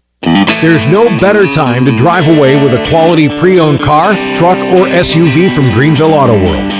Greenville Auto World is your authorized rough country dealer. We specialize in lift and leveling kits along with custom wheel packages. Whether you're looking for ground clearance or enhancing the appearance of your vehicle, trust our team for your off-road experience. Greenville Auto World, 3840 South Charles Boulevard across from Hardee's at Bell's Fork, or online at greenvilleautoworld.net. UBE and PirateWear.com is excited to offer Pirate Nation the largest selection of new ECU merchandise and tailgate supplies ever. UBE has the best prices in town, so that makes UBE your one-stop shop for all things ECU. UBE does daily restocks of Champion, Adidas, and Under Armour. Don't forget to bring your young Pirates in to plunder the Crow's Nest, which is the only kids store dedicated to ECU. Plenty of free parking uptown in Greenville. Visit them at PirateWear.com. Go Pirates! I'm Sam Jones, and for more than 3 generations, my folks have kept the fires burning for Eastern North Carolina Whole Hog Barbecue. At Sam Jones, you'll find our smokehouse pumping out wood-fired meats, cooked fresh every single day. There are no freezers at our place. Everything, and we mean everything, is made fresh daily, including our sides, sweets, and sauces. Stop in and see us, and I bet you'll be able to taste our passion in just one bite. At Sam Jones Barbecue, you'll find plenty of smoke, but no mirrors. Discount Mattress and Furniture, 1501 Evans Street in Greenville. Everything must go up to 75% off. Air conditioners, $199. Refrigerators, $199. Dryers, $199. Queen mattresses, $199. ECU purple chairs, $99. Everything must go up to 75% off. Discount Mattress and Furniture, by the railroad track, 1501 Evans Street in Greenville. Winning is not everything, it's the only thing. Are you suffering from anxiety, sleep issues, or chronic pain? Have you heard of CBD? You can learn about the benefits of CBD right here in Greenville at the Hemp Garden. Hemp Garden offers a variety of products and solutions that are truly making a difference in our community. Hemp Garden also provides products that can assist with energy and focus. Have a pet? Come check out their selection of CBD pet products. Visit Hemp Garden to speak with a CBD specialist in a relaxed and welcoming environment today. Exclusive discounts are offered to first-time customers. Hemp Garden, located at 3040 South Evans Street in the Target Shopping Center in Greenville. The Rick House, Eastern North Carolina's premier American-style restaurant and bourbon bar, has great specials throughout the week, like $10 Tuesdays. Get 8 traditional wings and a draft beer for just $10. Wednesday night is date night, 2 salads, an appetizer, a bottle of wine, 2 entrees, and a dessert for just $55. Friday is smokehouse night with the best ribs and brisket around. Saturday is Italian night, featuring all of our made-from-scratch pastas along with 2 glasses of wine. And on Sunday is the legendary brunch from 10 to 2. The Rick House, 710 Red Banks Road beside the bowling alley in Greenville. Pirate Radio. And I can promise you, there will be no quarter, ever, from ECU football. Go Pirates. The voice of the Pirate Nation.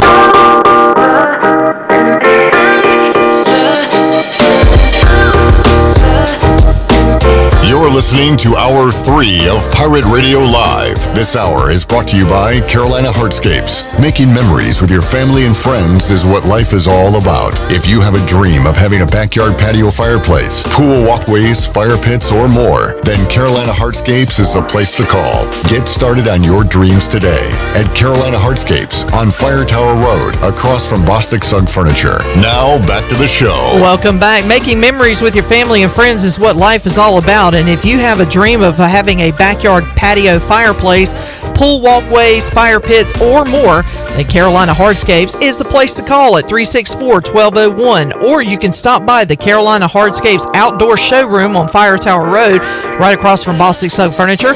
Get started on your dreams today at Carolina Hardscapes. Now let's head back in to Pirate Radio Live. Here's Clip Brock. Rolling right along on our Bud Light ECU report, brought to you by Bud Light. We'll be with you Saturday, 2 o'clock on the Bud Light pregame tailgate, taking you up to the 6 o'clock kickoff, East Carolina and Charleston Southern. No line available yet on that game, so we can't pick it yet. We'll pick it later in the week, but we do have some games we can pick now, Stephen. And last week, I went 3-2, and you went 3-2. Do we have the exact same picks last week? We did. That's very lame. We usually don't do that. Alabama did not cover. Florida about won. Yeah, that was. Didn't Alabama have a pretty good lead to start off with, and then they were up they were up double digits early. It was 21-3 in the first quarter. Yeah, disappointing. We had a good call on South Carolina. Maybe if Charles Huff was still there, could have made the difference. Good call in South Carolina. Yeah. Ole Miss hammered Tulane. We both had Marshall, and we were both wrong on that one. That was looking good early for Marshall people, and then good late for Pirate fans. All right, this week, Thursday night, will you be watching? Do you know the match? Will you be watching pro or college on Thursday? Definitely college. Do you know the games? Marshall and App, and then Houston and Carolina. Yeah, okay. I was wondering if you knew the schedule. I probably won't be watching Panthers. Yeah. Texans. App State 7-point favorite at home against Marshall. Jeff Nadu already has Marshall in at 7.5. Good job, Jeff. I feel like App State is the more disciplined team, the better team. I don't know. This should be a really fun game. Now, this was the game I watched last year. And it was 17-7. It was gross. It was App State's worst performance of the year. One of their only bad performances of the year. I'm glad I remembered that because revenge is on the mind. I'm going App State -7. You can look at it two ways. A, is it a good matchup for Marshall based on last year? Or B, is this the true revenge game? We love a revenge game. The other thing App has going for it is they played Elon last week. And Marshall played ECU and had a heartbreaker. And they're going on the road. Short turnaround. There's no reason to pick Marshall here, but I'm going to do it. I'm picking Marshall. I don't know why. That's what a good gambler does. I feel like I like their coach. I listened to their entire press conference today, and I like this guy. So I think they're going to bounce back. I don't know if they'll win.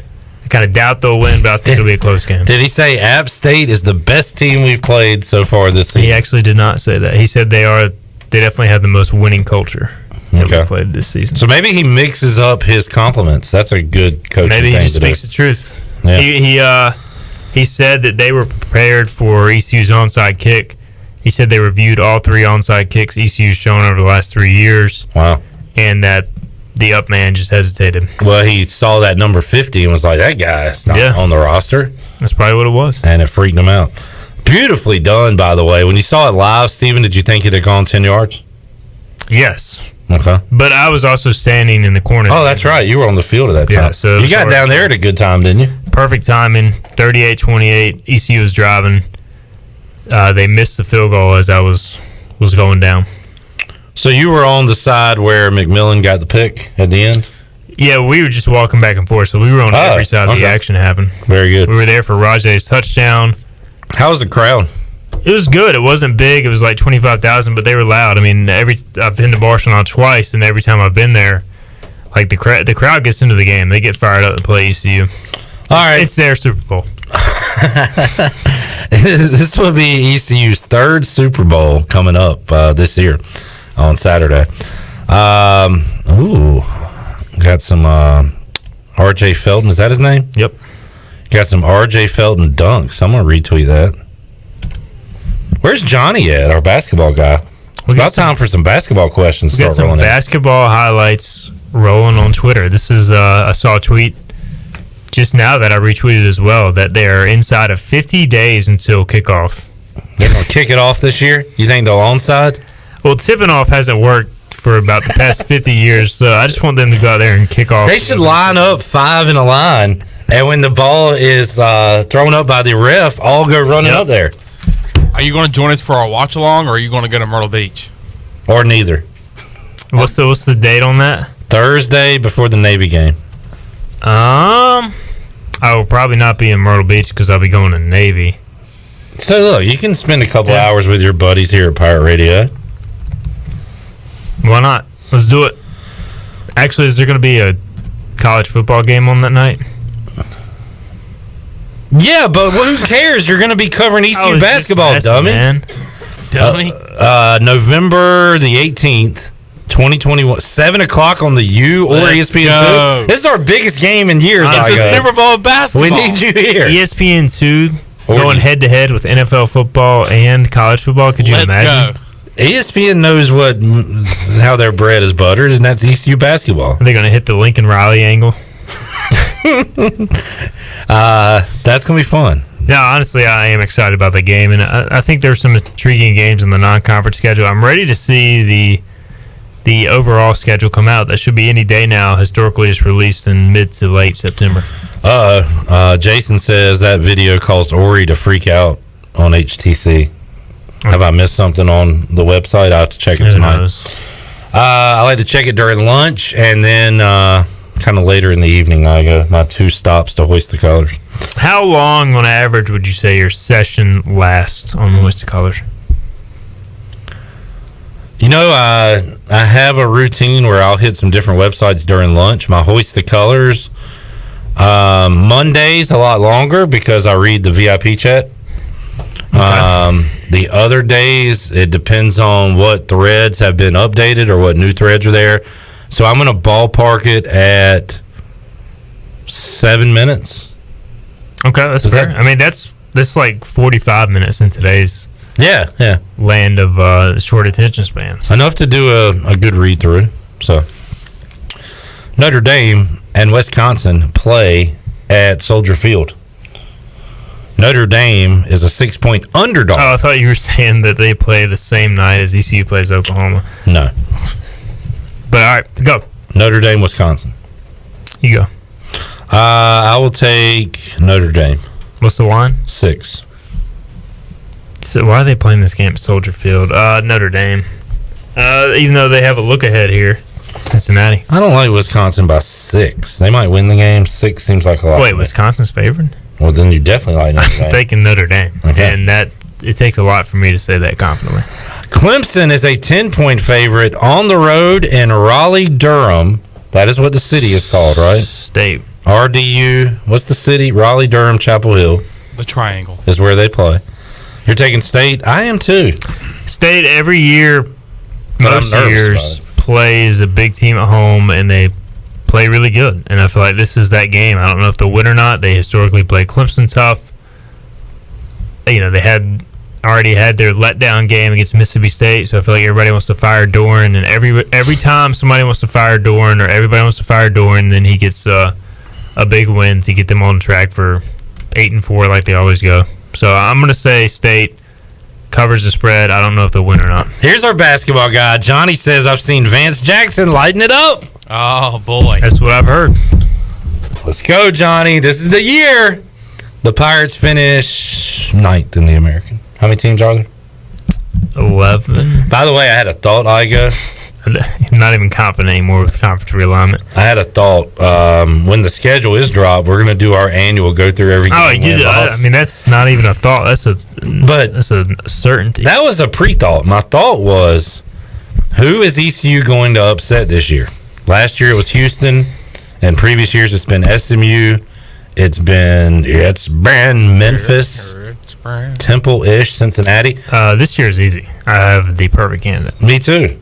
And it's Wichita State. That's what I was going to say. Because that's where we've landed on. Yeah. They've got just about every other one. And it hasn't happened in I had this thought the other night. This year, we're shocking the shockers. Mm-hmm. You can write it down. You can chisel it. It's going to happen, baby. That's weird that it happened like that. Yep. In non-conference, Oklahoma. The Sooners. Sooner rather than later, a big upset's going to happen, folks. John's going to be in Myrtle Beach. He's going to live comment spoilers on Facebook Live. No. Come on, John. He wouldn't do that. Were my tweets on site, were they ahead of the stream? Does anybody know? Because of the Facebook Live deal? That. Yeah. I tried to wait 30 seconds to a minute before tweeting. Interesting. Because I know the Facebook stream would be at least a minute behind. You already have spoiled something for me this year, though. Because we're behind streaming on ESPN. Yeah. So I accidentally looked at the screen and it said South Carolina wins 20-17. Oh, really? And that was a good 25 seconds before the kick. I remember Clip saying, "All right, Shirley, fire it up." Yeah. And I think it was from maybe the Hoist the Colors account. Yeah, probably so. So I didn't notice. Actually, you know what, Steven? We were watching it on this. So yeah. So I wasn't, didn't have my Twitter whatever open. So I'll say that I was doing that for most of the game, but then when I got on the field, I was like, I wasn't going to wait. Yeah. Like, we're here. Jaquan McMillan just got a game-winning pick. I'm not going to deliberately hold off on clicking tweet for 30 seconds. I would say that's very kind and thoughtful of you to do that, Stephen. Well, thanks. You're a kind guy. I try to appease the Pirate Nation. We have a lot of it, especially in baseball, when I feel like there's a lot of downtime. So, like, fans are always scrolling in between pitches, and there's like a 3-run homer. We'll tweet about it, and somebody will be like, "You're like 3 minutes ahead of the stream, man." Take it easy. Which I get it. Like, I'm the same way when I'm watching Sunday Ticket through the stream. Yeah, but I have to turn off Twitter. Well, get off Twitter. That's what I do. Okay. Get off. Don't complain about That's it. what I'm telling you. I do. Okay. I'm not going to tell all my followers to get off Twitter, though, because then what's the point of tweeting? What a catch-22 situation we're in now. Stop. Get off Twitter, but please follow me and respond. Yeah, that's a weird one. You're right. Texas A&M is on the road at Arkansas, 5.5. This is a loss for me, I'm going to tell you. But my favorite pick I've had this year so far is Arkansas as a dog at home to Texas. And that place was absolutely on fire. It's one of my favorite games I've watched so far this year. So I'm going back to Arkansas as a 5.5-point dog. And it's going to be a loser, but I don't care. So this is in Fayetteville? This is 3:30 CBS game, Stephen. Da, da, da, da, da, da, da, da. Catch lightning in a bottle twice? That is the age-old question. You can go outside, have that bottle open, catch it. A&M wasn't too impressive at Colorado. Their offense kind of stinks, right? And then Colorado got smacked by Minnesota. Their offense stinks, too. A plus B equals C, so I'm going to go with Arkansas. Wow. All right. I like the way you came to that. And later in the week, we will have a line for ECU Charleston Southern, and we'll pick that one. Before we let you go, we've had a bit of a contentious 50 minutes, and it's only going to get worse because I have a statement to make about you, Stephen. Over the years, John Elway has struggled to bring in quarterbacks, and we have goofed on him. He is just does not have a good eye for talent at the quarterback position. And he's been catching a lot of the heat when really all along, somehow you haven't caught any of this heat. But I've realized over our chats, the Tannehill, the Taylor thing, who are good quarterbacks in this league, you, Stephen, cannot recognize talent at the quarterback position. You have been wrong time and time again. Who have I been wrong about? Paxton Lynch. I was excited about Paxton Lynch, but as soon as I saw him play an NFL game, I'm like, this is not going to work. Ryan Tannehill, Tyrod Taylor. All right. Ryan Tannehill is in the most quarterback-friendly offense I've ever seen. He hands the ball to Derrick Henry 30 times a game. You put him in a quarterback-dependent system, he stinks. Tyrod Taylor can't stay healthy. He's never fully locked down a starting job. You're just proving my point now. You can't. When you see a good quarterback, it looks foreign to you. You don't understand. When you see a bad quarterback, you're like, hey, I like that guy. He looks good. Are you trying to say Teddy Bridgewater is a bad quarterback? No, I'm saying he's a good quarterback, and you were crapping on him all offseason. Again, proving my point. Because I watched Teddy Bridgewater last year versus the Denver Broncos, and he was a less than stellar quarterback in that game. He lived up to the name, check down Teddy. But now he's playing as Big Ball Teddy. And you're buying some kind of novelty T-shirt. Hell yeah, because it's an awesome T-shirt. Are you really going to buy that shirt? Yeah, well, actually, I didn't buy it. I got it for free. But, Steven, you continue to just miss on your quarterback picks. I was never a fan of Trevor Siemian. I did like Brock Osweiler. And Brock Osweiler led the Broncos to a win over the undefeated Patriots in the snow in the Super Bowl year. Without Brock Osweiler, Clip, the Broncos do not get home field advantage, and the Denver Broncos do not win that Super Bowl because Peyton Manning had a noodle arm. He stunk. He was not good, but the defense was elite. Brian Griese, I always thought he sucked. Now, Jake Plummer, huge fan. Brian Griese? Brian Griese was terrible. Jake Plummer, good. Have you been listening to the Mannings? I watched the first week. I didn't watch this week. That's awesome. That's really good. Peyton, terrible quarterback. Watching last night made me miss Peyton Manning as a player. Like, he's just so... It was even better this week, Steven. Really? Mm-hmm. Pat McAfee's very entertaining. But, Steven, bottom line, you just are not a good talent evaluator at quarterback. That's fine. Okay. Oh, brother, this guy stinks! Who should start at quarterback behind Holton Ahlers? Who should start at quarterback? You don't even know how many starters there are at quarterback. I'm saying in the future. You fool. After Holton Ahlers is done as ECU starting quarterback. Ahlers. After Holton Ahlers. A little guy I like to call Stubbs. Stubbs? So you go Stubbs over Ryan Garcia. I don't know. I hadn't You're seen the those quarterback guys. guru. Mr. Tyrod Taylor, Ryan Tannehill. Look, when I see talent, I recognize it.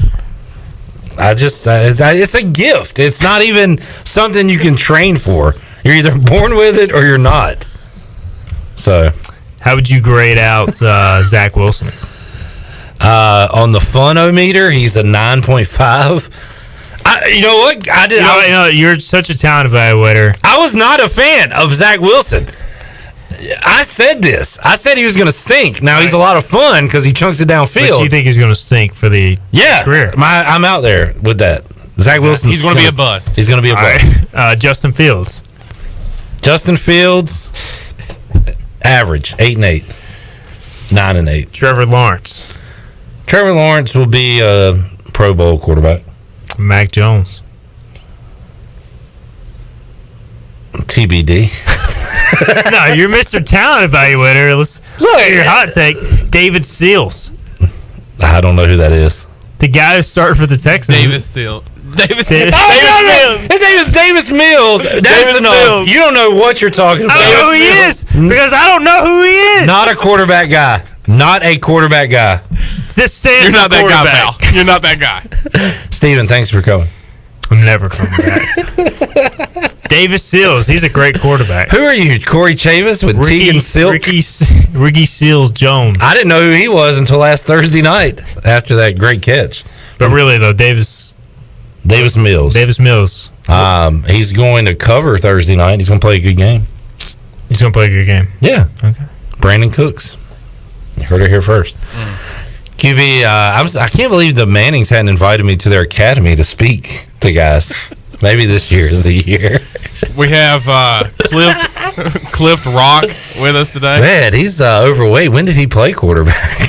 Well, I won a Madden tournament in 2002 at EB Game World with... Who was the Redskins quarterback then? Probably Shane Matthews or something. I mean, I know... Even I can mold bad quarterbacks into good QBs. We got to go. We're out of time. Steven, we'll see you Saturday. You'll be here. Lossman. Not a good quarterback. Not a good quarterback. Shirley, we need to make somebody a winner right now and open up the Boutte bag. Booty, booty, booty, booty, booty everywhere. Booty, booty, booty, booty, booty everywhere. Davis Seals. All right, 317-1250. Chad says, hey, Igloo, you better keep the name of Ryan Tannehill out of your mouth. I certainly will never say that. Okay, he's going to do what you say, Chad. Shirley, what are we giving away? A large two-topping pizza courtesy of Domino's. Sounds like a winner. What call are we looking for? Let's go with caller number 8 today. All right, 317-1250. Redbeard says, if anyone's bad at evaluating quarterbacks, it's Tony Dunn. He said Teddy Two Gloves stinks. He's undefeated. There you go. Steven Igoe said he stunk too. Just putting it out there. We're back after this.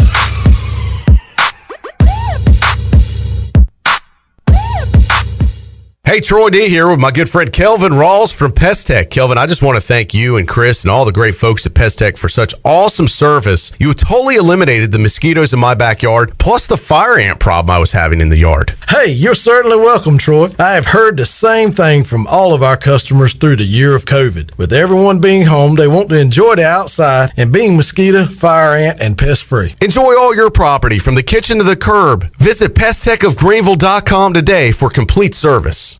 Ooh, look at all that Parmesan cheese on that papadilla. Our freshly folded flatbread filled with juicy meats and melted cheese now has a crunchy, toasty outside.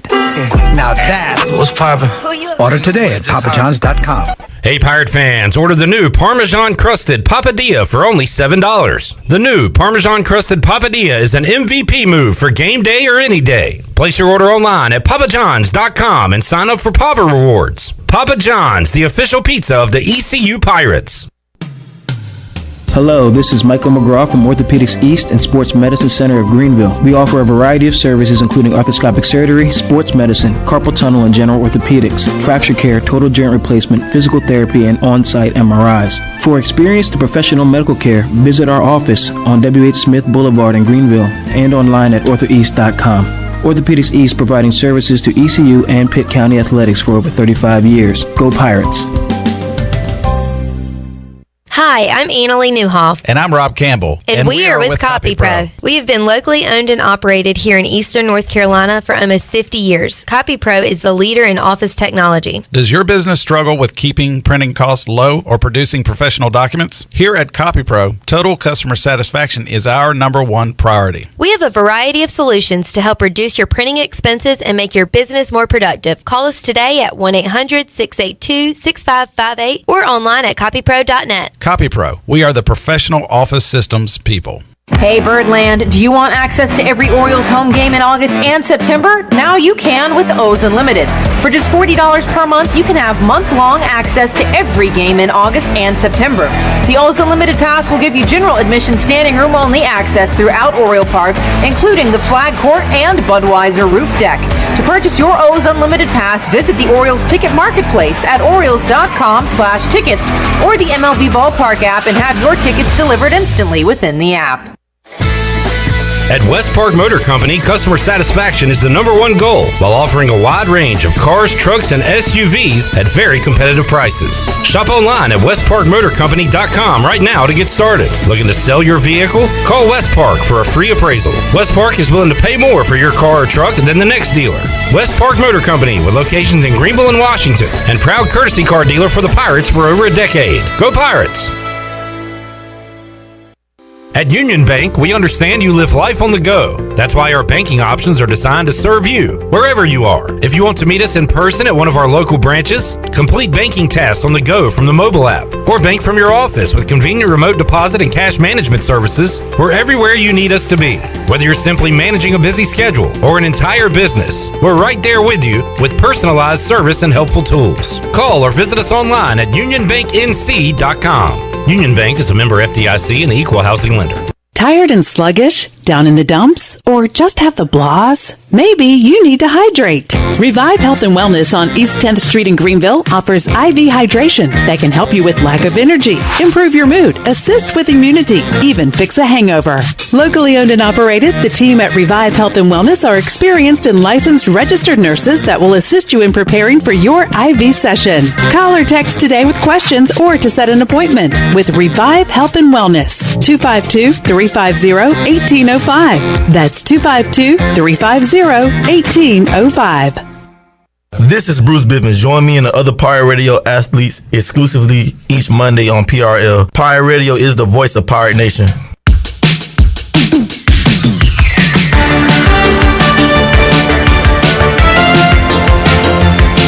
You're listening to Hour 3 of Pirate Radio Live. This hour is brought to you by Carolina Hardscapes. Making memories with your family and friends is what life is all about. If you have a dream of having a backyard patio fireplace, pool walkways, fire pits, or more, then Carolina Hardscapes is the place to call. Get started on your dreams today at Carolina Hardscapes on Fire Tower Road, across from Bostic Sugg Furniture. Now, back to the show. Welcome back. Quality Equipment is your full-service John Deere dealer. With 28 locations to serve you, Quality Equipment is open in Winterville next to Sam's Club, or visit qualityequip.com to find the location near you. And congratulations to Mitchell Daub of Pofftown, North Carolina. Picked up a large 2-topping pizza courtesy of Domino's. Domino's of Greenville has 3 locations to take care of you every day. All 3 topping pizzas are only $7.99 each for carry-out only. Order online today at Domino's.com. Now let's head back into PRL. Here's Clip Brock. One day, I'm actually going to make Igoe mad, and he's never going to come back. And it's going to be my fault. And, but sometimes you just got to tell it like it is. And I feel like I did Truth that. hurts sometimes. It does. Not a quarterback evaluator. That's Stephen Igoe. But you are. Well, I just have that. You are. Just admit it. I have that ability, Chandler.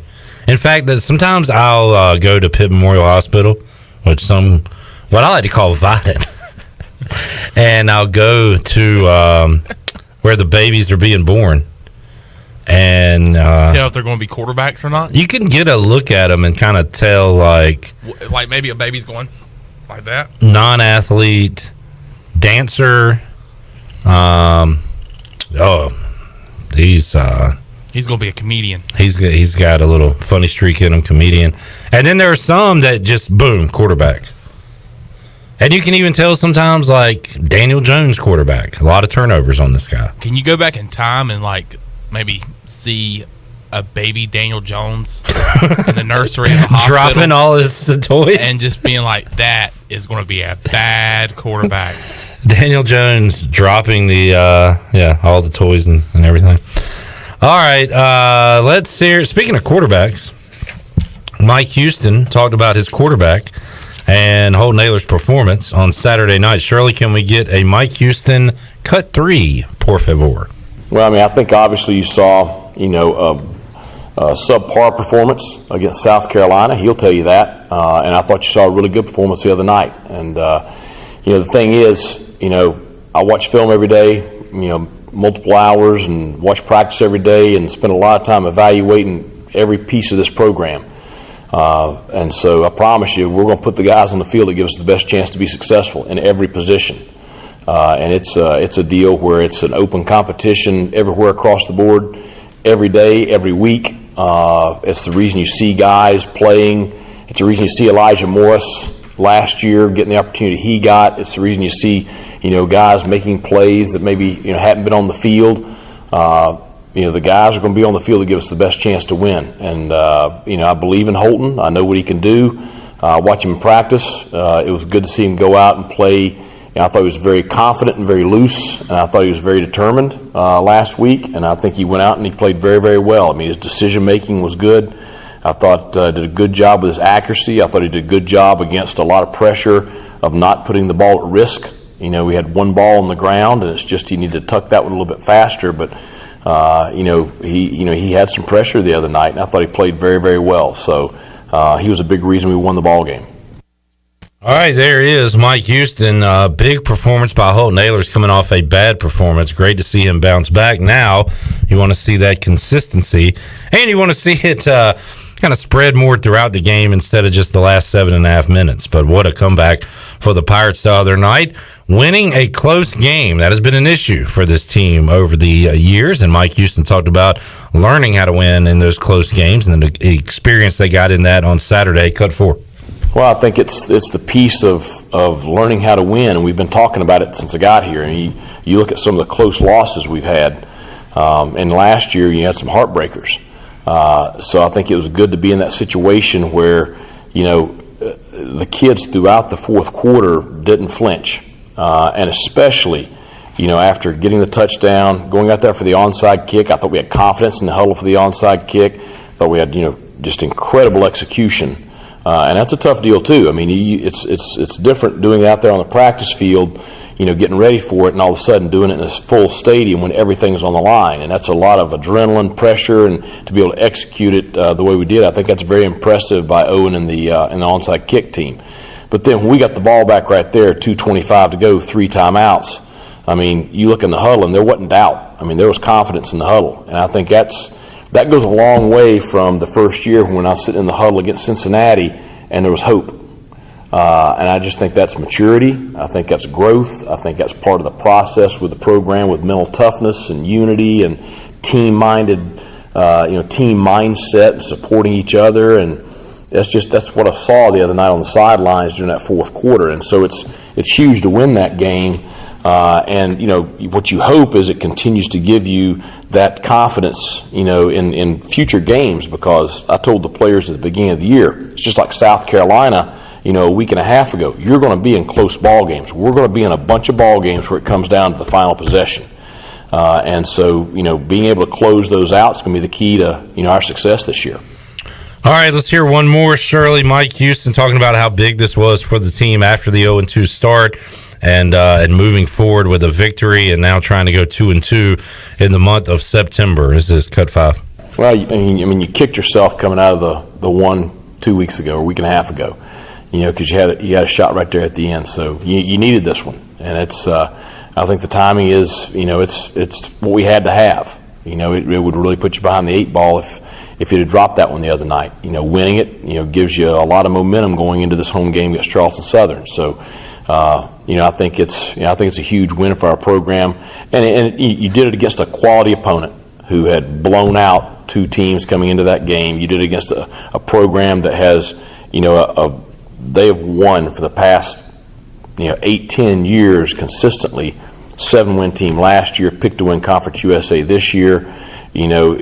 At their place, a lot of stuff going against you. You didn't go in there and beat just some slouch. You beat a quality team, and you beat them. Playing your freaking tails off. And so I just think there's a lot that can come out of that positively for the program.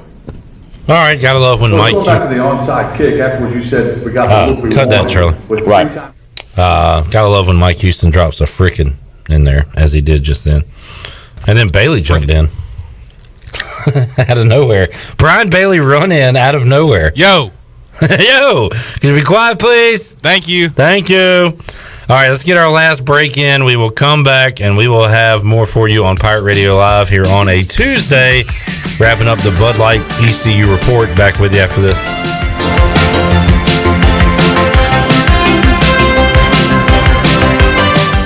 Hey Pirate Nation, this is Tom Brown from Brown & Wood Buick GMC Truck. We've been serving the Pirate Nation in Eastern North Carolina for 83 years. We have 4 brands, 3 generations, 2 showrooms, and 1 goal to make sure you leave a happy customer. This month at Brown & Wood, get an all-new 2021 Buick Envision and save over $3,000 or 0% financing for 72 months. And as always, Brown & Wood is the home of the lifetime powertrain warranty on all new and pre-owned vehicles. We're located on Greenville Boulevard next to the Convention Center, or shop us online at brownandwoodauto.com. 0% alcohol, 0 grams of sugar, full Budweiser flavor.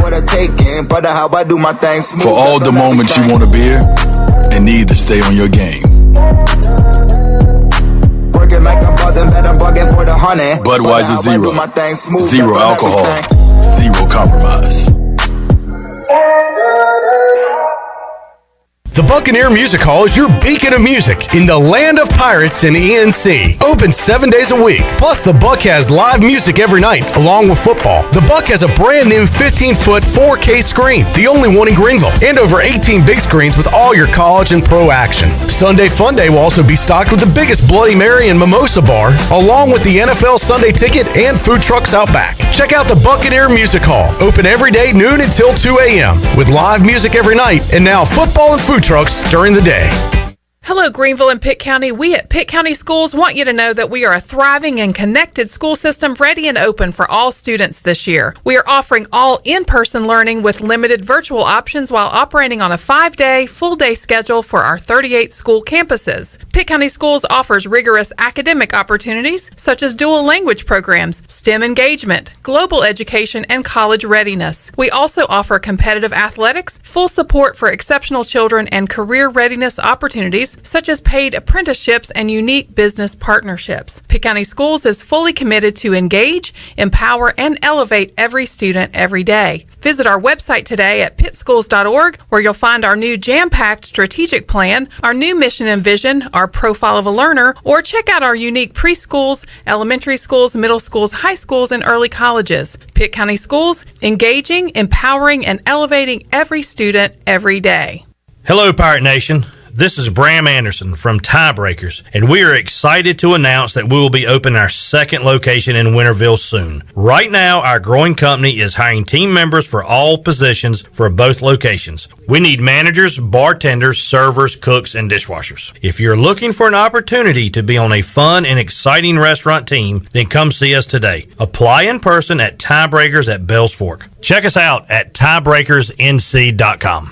The UPS store in Winterville is now open on Fire Tower Road, across from Marabella Pizza and beside Subway. Trust the UPS store in Winterville with pack and ship guarantee and same-day printing. When it comes to shipping, the UPS store in Winterville has everything you need in one place. The boxes, the packing material, and all the assistance along with on-site notary, passport photos, and business and printing service and freight. The UPS store, now open in Winterville 7 days a week. The UPS store in Winterville is your premier location. Go Pirates! Come pop a top this ECU football season at Jarvis Street Bottle Shop. Jarvis Street Bottle Shop is a specialty shop selling craft, domestic, and import brews, along with wine and growlers. Hosting a tailgate? Stop by the shop and grab a keg for your party or event. The Bottle Shop offers monthly beer and wine tastings featuring rotating NC craft breweries, along with live music and discounts. Stop by the shop Tuesday through Sunday, or check them out on Instagram, Twitter, and Facebook. Pirate Radio. It's great to be on. This is an honor. You know, Pirate Radio is kind of a cult following around North Carolina, so I'm excited. The voice of the Pirate Nation.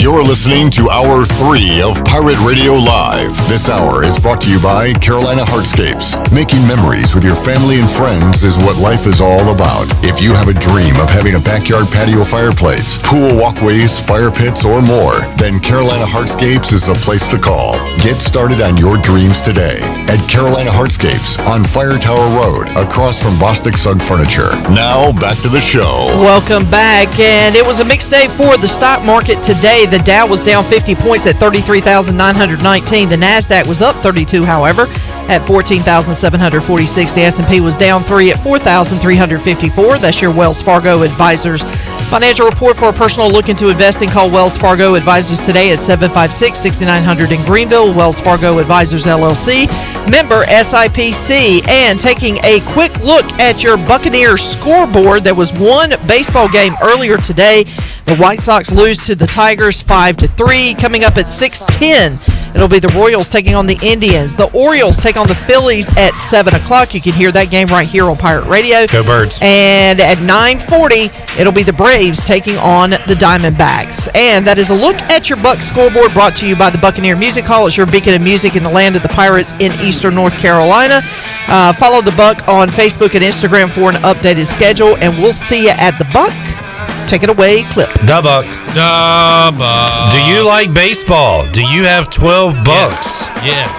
Well, head on over to historic Granger Stadium for some Championship Series baseball. Let's go. Tonight at 7 o'clock. You still got time to get there. Go Woodies. Go Woodies. We'll talk to the voice of the Woodies, Matt Davis, coming up on Wednesday, as well as the voice of the Pirates, Jeff Charles. Bryce Williams was fired up after not only seeing Shane Calhoun get involved in the game, but also a Pirate win. Wearing his number. And Mully will be here on Wednesday as well. I know you're excited about that. I am, son. Why wouldn't you be, son? I think he'll be here. He'll either be here or on the phone. So a big. Wait to see what he has to say about the Carolina Panthers. Oh yeah, Super Bowl. We're gonna go to the Super Bowl. Who y'all playing on Thursday? We'll talk to Mully on Wednesday's show as well. We'll see you then Wednesday, 3 o'clock for an all-new edition of Pirate Radio Live. So long, everybody. Thanks for listening to Pirate Radio Live, an exclusive presentation of the voice of the Pirate Nation. This is Pirate Radio.